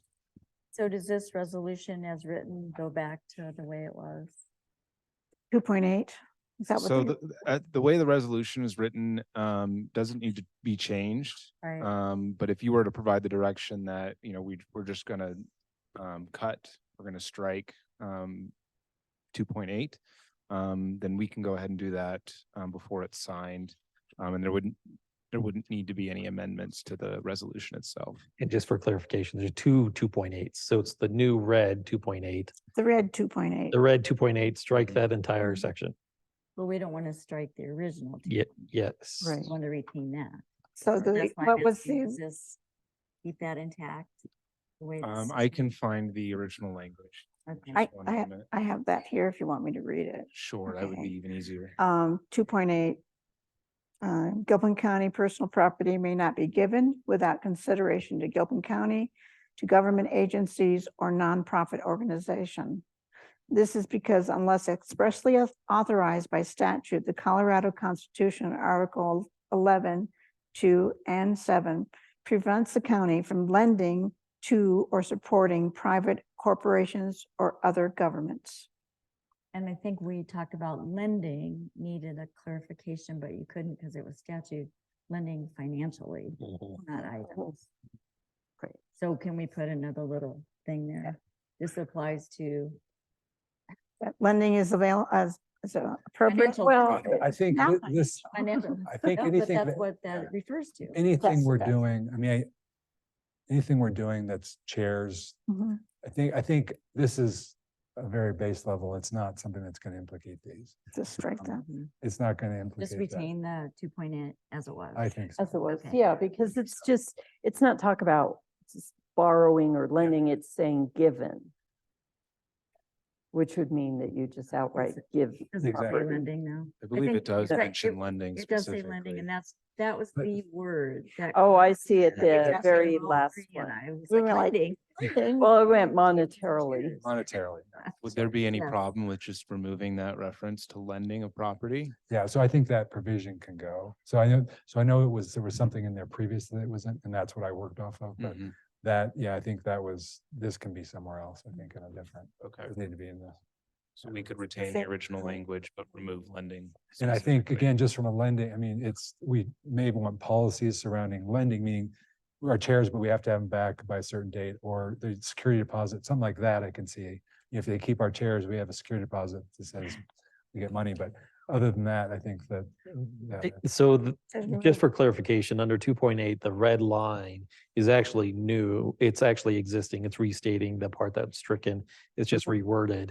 And so for clarification, if it's financial lending, maybe we just put a bracket there, financial or Financial. monetary, and then that clarifies it. Which I said last time we talked, just to clarify. Oh, now we're It's 2 right. weeks later. So. That's okay. So, so 2.8, we're gonna keep the modifications that you proposed with the red text, but add financial lending. Financial and like a or bracket after the- Monetary lending. or from- monetary. We are. Prevents the county from monetary lending to or supporting private corporations. We That's- are going to keep the red text. Yes. The red, Because it's a little cleaner Yeah. and without all that reference Without to that. legislation. I think this is Mr. Bauer's handiwork of trying to clean up the language in the Yes. section. So- So he reworded some of the sections, so it's a So, little smoother.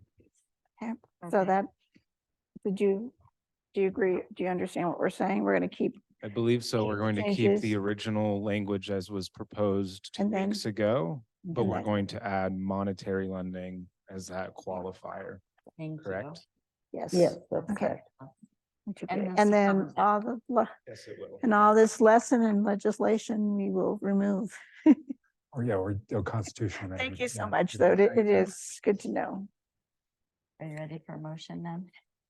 I am, Commissioner Burman, do you have any comments? Yeah, no, that's fine. Go, Okay. go forward. Okay. Tell me When you're ready. May I have a motion to accept Okay. Resolution Yeah. 2391?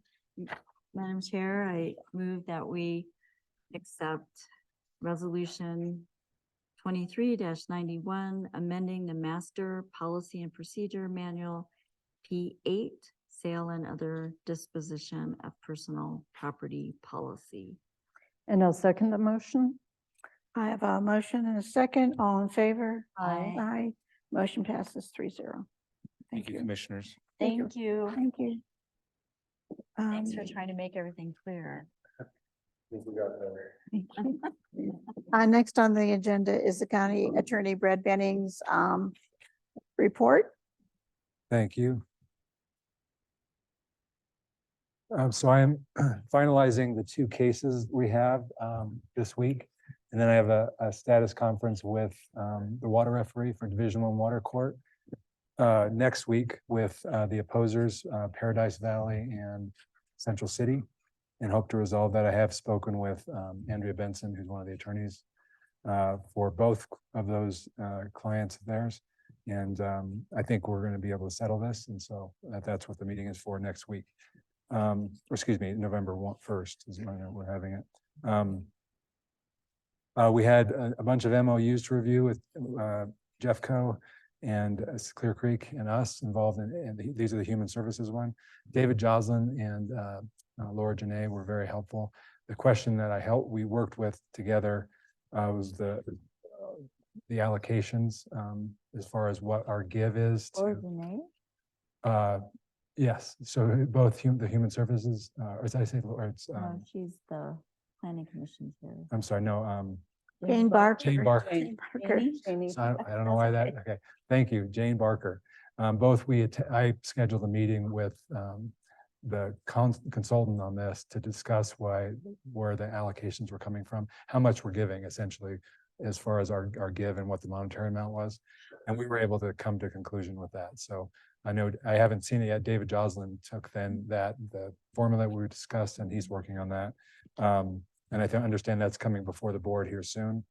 I am working on the revised senior living draft contract. That is what I'm doing right after I get those 2 cases done this week. Do you think you'll bring that to us the next meeting? My hope is that, yes, my hope As is you that. know, I feel like it's dangling. Sure, I understood. Yeah. Sarah, as you know, she's now moved on to the 2022 legislation, and she's looking to have it on that in a November session, or excuse me, November meeting. And I think it's the last November meeting, but I'm not sure. I can talk with her about that. Eagles Nest, I've been looking at that. I did review the SBA documents, and so we can talk about that at some other point here. Did some working with the the treasurer, working on the treasurer deeds matters. We did meet with CTSI and did conclude our cybersecurity measures are compliant with CTSI insurance. And so we can continue our contracts the way we were, including with a term that discusses cybersecurity. With one revision to that based on that discussion. And then East Portal Cabins. So I'm right at this point not doing a lot on this. I know James with Community Development is taking the lead about getting fencing installed, and then he's been monitoring the structural engineering. I understand that they should be, excuse me, completing that in early November. So that's moving forward, and I think that would be the last work of this year before the snow flies, I imagine. I'm working on a legal mode, excuse me, a road memo about county roads and public roads and private roads. When you said for the structural integrity evaluation, is that contract to be signed or the actual work to be done? Oh yeah, it's been signed a long time ago. And now they're on site and they're doing those evaluations. Okay. Structural engineering evaluations. And, Thank you. and so the railroad still owns the cabins at this point. Well, say own has a Do we- permit, so it But we has- have an agreement to be doing all this. their So permission, so we do have an, writing. or you say agreement with, We have their permission, we have the railroad permission in writing to be on on site. the, Yes, we Okay. got their form and they signed it and we signed it, and so that's why Okay. we're on the land. And the U.S. Forest Service didn't require any permit from them to. that's get- what the authorization of entry form that you references. Yes, Okay, exactly. thank you. Yes, you bet. Mhm. And legal memo on county roads is in the works.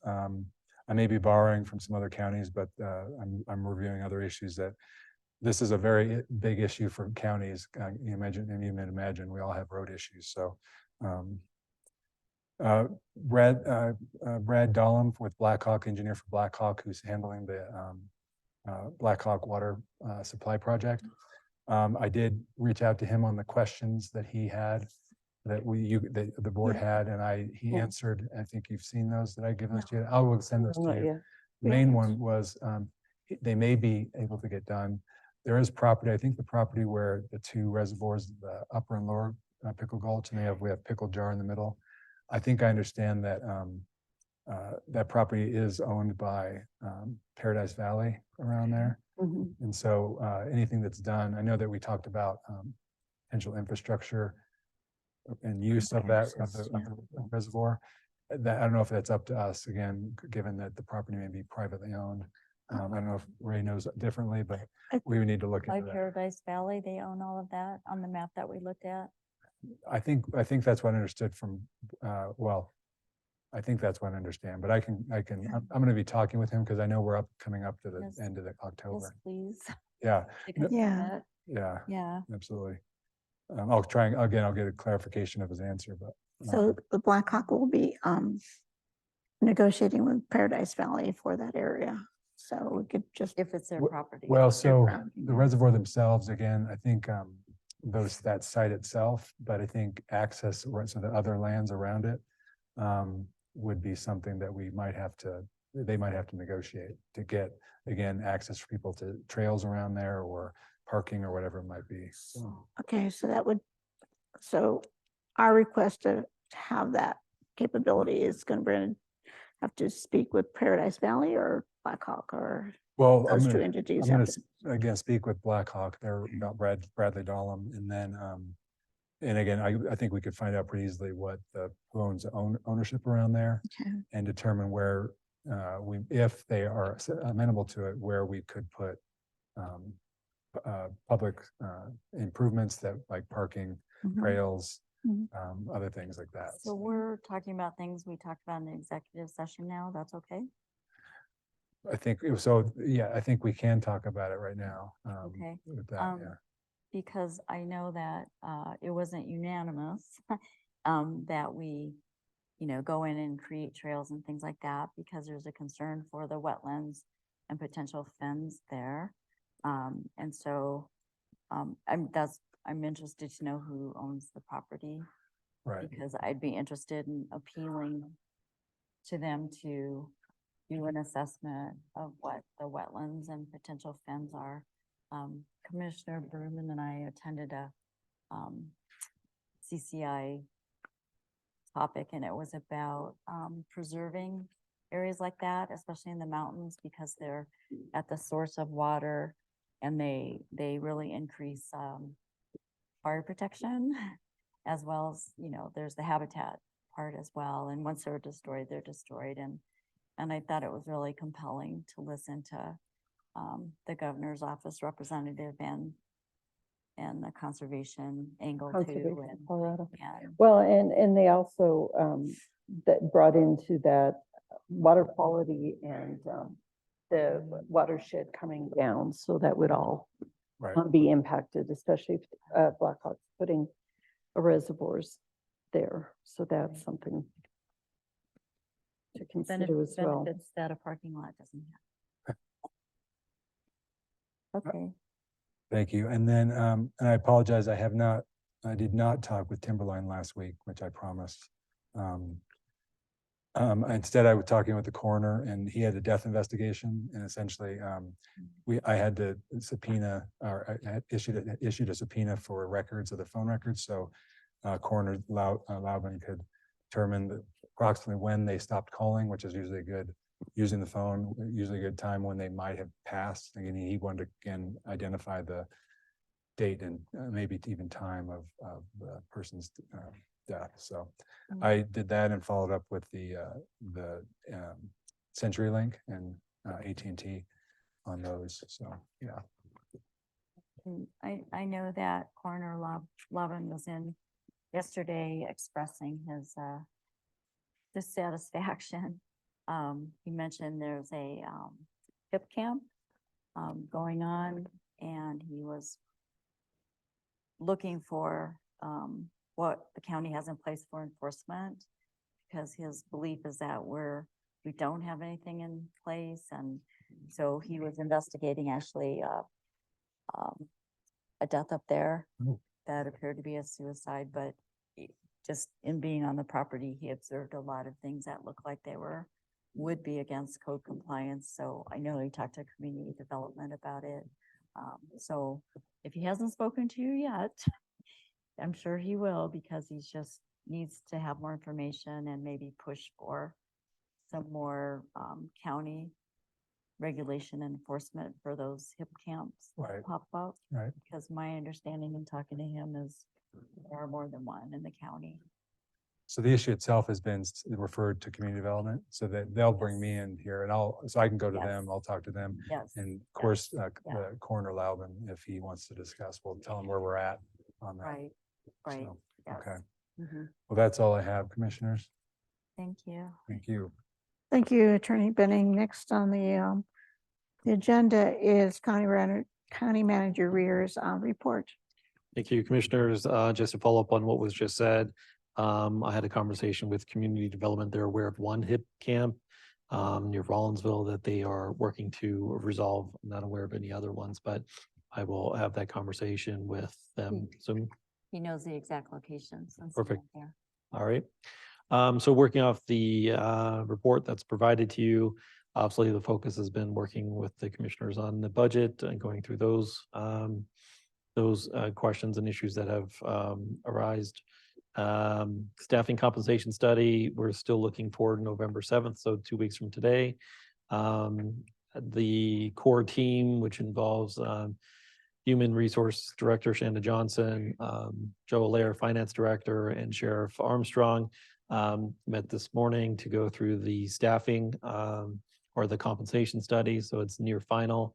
The plan is for both to be presented to the board or sent to the board that Thursday, Friday prior to the meeting. So you're going to have a few days prior to. What are the dates on that? So it's November 7th is the work session that we have scheduled for it. And the material will be sent out on the 2nd or 3rd of November to the board prior to the meeting. The other item on November 7th is the Heritage Tourism Route as a work session topic. I did receive direction on the employee cost for health benefits, that the benchmark has been increased for this upcoming year at 2.5% from the board, just confirming that in a public meeting. Director Johnson will be presenting a resolution to the board later this year, early next year, confirming the benchmark would be proposed would be increasing every year thereafter, additional 2.5% moving forward. And there are 3 letters in the packet for your that the board signed. One is a letter of support for Timberline Fire Protection District. Another one is a letter of support for the Zephyr View Cabin, again, for a grant application. And the third one's for the Moffett Tunnel and their use expansion. Some highlights from the. Just a minute, Deputy Clerk, I don't have a copy of those minutes. They were in the pen. You want them? You want to hand them? I would like to look at them. Just thinking. Yeah. Oh, They're the 3 that. we Yeah, signed. or- They were the ones that were signed. the ones that we signed already. Yes. Yeah, we Okay, voted. I thought they were something new. No. They're not Okay, all right. Well, ones. thank you. I'll give those back to you. And then for the grant update, capital improvements for GoCo grant application is pending. One for fire mitigation is also pending, and one was submitted for the EV chargers. And I'll stand for any questions the board may have. So the EV chargers at the library. Mhm. And so as soon as we get a quote from United Power, So we move to the next. we received the quote and was Oh, okay. somewhere close to 90,000. We budgeted 50,000. So we've put in the grant request up to our budgeted amount with the hopes that there's some accommodations for that. Because we did not have the total cost that the project would take in our budget. What was the full cost budgeted for? We budgeted 50,000 total. And it is not in the budget for next year, so if we're to move forward, it would be for this year. And it's in the budget under environmental projects. Although we haven't finalized the budget, so. for next Oh, year. definitely not. And the numbers for the staffing costs are coming in much more reasonably than what first anticipated. So I'm looking forward to sharing that information with the board soon.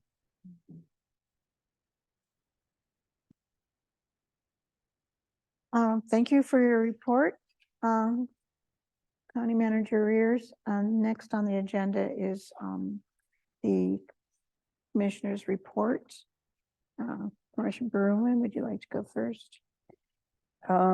Just like the others, we've been working on going over budgetary. I've also been working with Eagles Nest, helping them kind of move along and look at some of their budgeting issues. So that's been it at this time. All right. Commissioner Hollingsworth. Yeah, so all of us had the Board of Health meeting and I attended the Corona Heights mitigation meeting of 4. There were 4 of us there, right? Anyway, they're gonna start the mitigation work on the right of ways November 1st is their target date. The Gateway to the Rockies Opioid Council, RFPs the final scoring is being done this week and they'll move on to the next part of the approval process. And I don't know a anticipated date when the applicants will be informed, but I'll let you know as soon as I know. And then all 3 of us attended the Virginia Canyon Timberline Open House, which was really fun. And then I've been attending the CCAT and CCI legislative meetings as they've been scheduled the last couple of weeks. Okay. I'm going to address any upcoming meetings where 2 or more commissioners may be attending. Our next meeting that is scheduled is November 14th for the Board of County Commissioners meeting. We do have an open week, which is kind of nice. So, and then after that, did we schedule any budget meetings during the week of November 6th? November 6th. November 6th. November 6th. So, Yes. we will have Are you back by then? yes, we'll have a budget meeting on November 6th. A public meeting, presently in this room. And I think those are the only 2 things we have scheduled upcoming. And also there's a CCA, CCAT, the CCAT. Okay. The fall conference is November. I wasn't planning on going to that. Retreat and Retreat. it's not open to the public, so. Right. that's The members. So I think those are the only 2 dates, November 6th and November 14th. And And the work session on the 7th, 7th. and that will be Okay, at the community center. She'll be, it's growing. That's good. That's going to be at the community center. Correct. So we do have a Board of Commissioners work session on Election Day, November 17th, and that'll be held at the 7th, excuse me, 7th at the Gilpin County Community Center. So with that, I would like to adjourn to executive session. Public comment. once more Oh, time. yes, what, public comment? Do we have anyone here in the audience who would like to speak at this time? Seeing none, do we have anyone online? We do have one person raise their hand. Mr. Nate Whittington. Apparently it won't let me do video, so I apologize for that. I just wanted to take, They give their name and It's Nathan Whittington, Nate. Nathan, okay. emergency Oh. manager. Thank you, Nathan. no problem, first name Nate Whittington, no.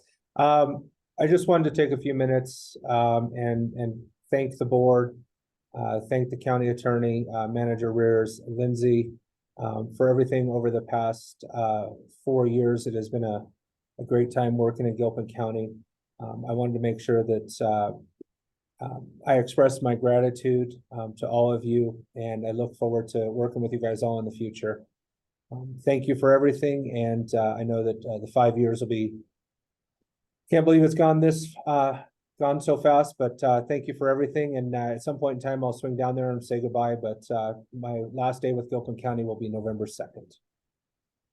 Thank you, Nathan. You're going to be greatly missed, and I've enjoyed working and learning from you over the years. Thank you. No problem. Thanks, Nate, for all Thank you've you. done, because you've really helped to build the preparedness capacity for the county, and you're really skilled at collaborating, and I feel like you've really built up, especially the MAC group, to be a really valuable group. Well, I appreciate everything. Look forward to the new adventure. And if there's anything I can ever do in the future, I'm just a resource order request away. Just need that 213 RR filled out, and I'll be on my way. Thank you. We Thank wish you you. well. Thank you. With that, do I have a closed public comment? And I'd like a motion to adjourn to executive session. Let's see, I move that we adjourn to executive session to discuss the purchase, acquisition, lease, transfer, or sale of real, personal, or other property interest under CRS 24-6-4024A relative to workforce housing and Eagles Nest. Also for a conference with the county attorney for the purpose of receiving legal advice on specific legal questions under CRS 24-6-4024B relative to workforce housing in Eagles Nest, and for the purpose of determining positions relative to matters that may be subject to negotiations, developing strategy for negotiations, and or instructing negotiators under CRS 24-6-4024E relative to workforce housing and Eagles Nest. And I second, with a question. We have a meeting at 1:30. So will we have enough time to do the executive session between now and 1:30? To finish the topics? Yes. It's hard to say. I hope so. We could convene the executive session after the work session if you want to take a break for lunch. I know that's not the norm, but we could. Lunch break? What is that? If we'd like, we could convene the executive session after the work session. But it's up to you. I think it's going to take some time to go through executive session, just based on our last discussion on this topic. Yeah. So, So I'll second that, with that we'll adjourn and then we'll start at approximately 3:30. Yes. Okay. adjourn to executive session. I have a motion and a second. All in favor? Aye. Aye. Motion is passed 3-0. There being no further public business to come before the Board of the County Commissioners, Board of County Commissioners meeting is adjourned at 12:41 p.m.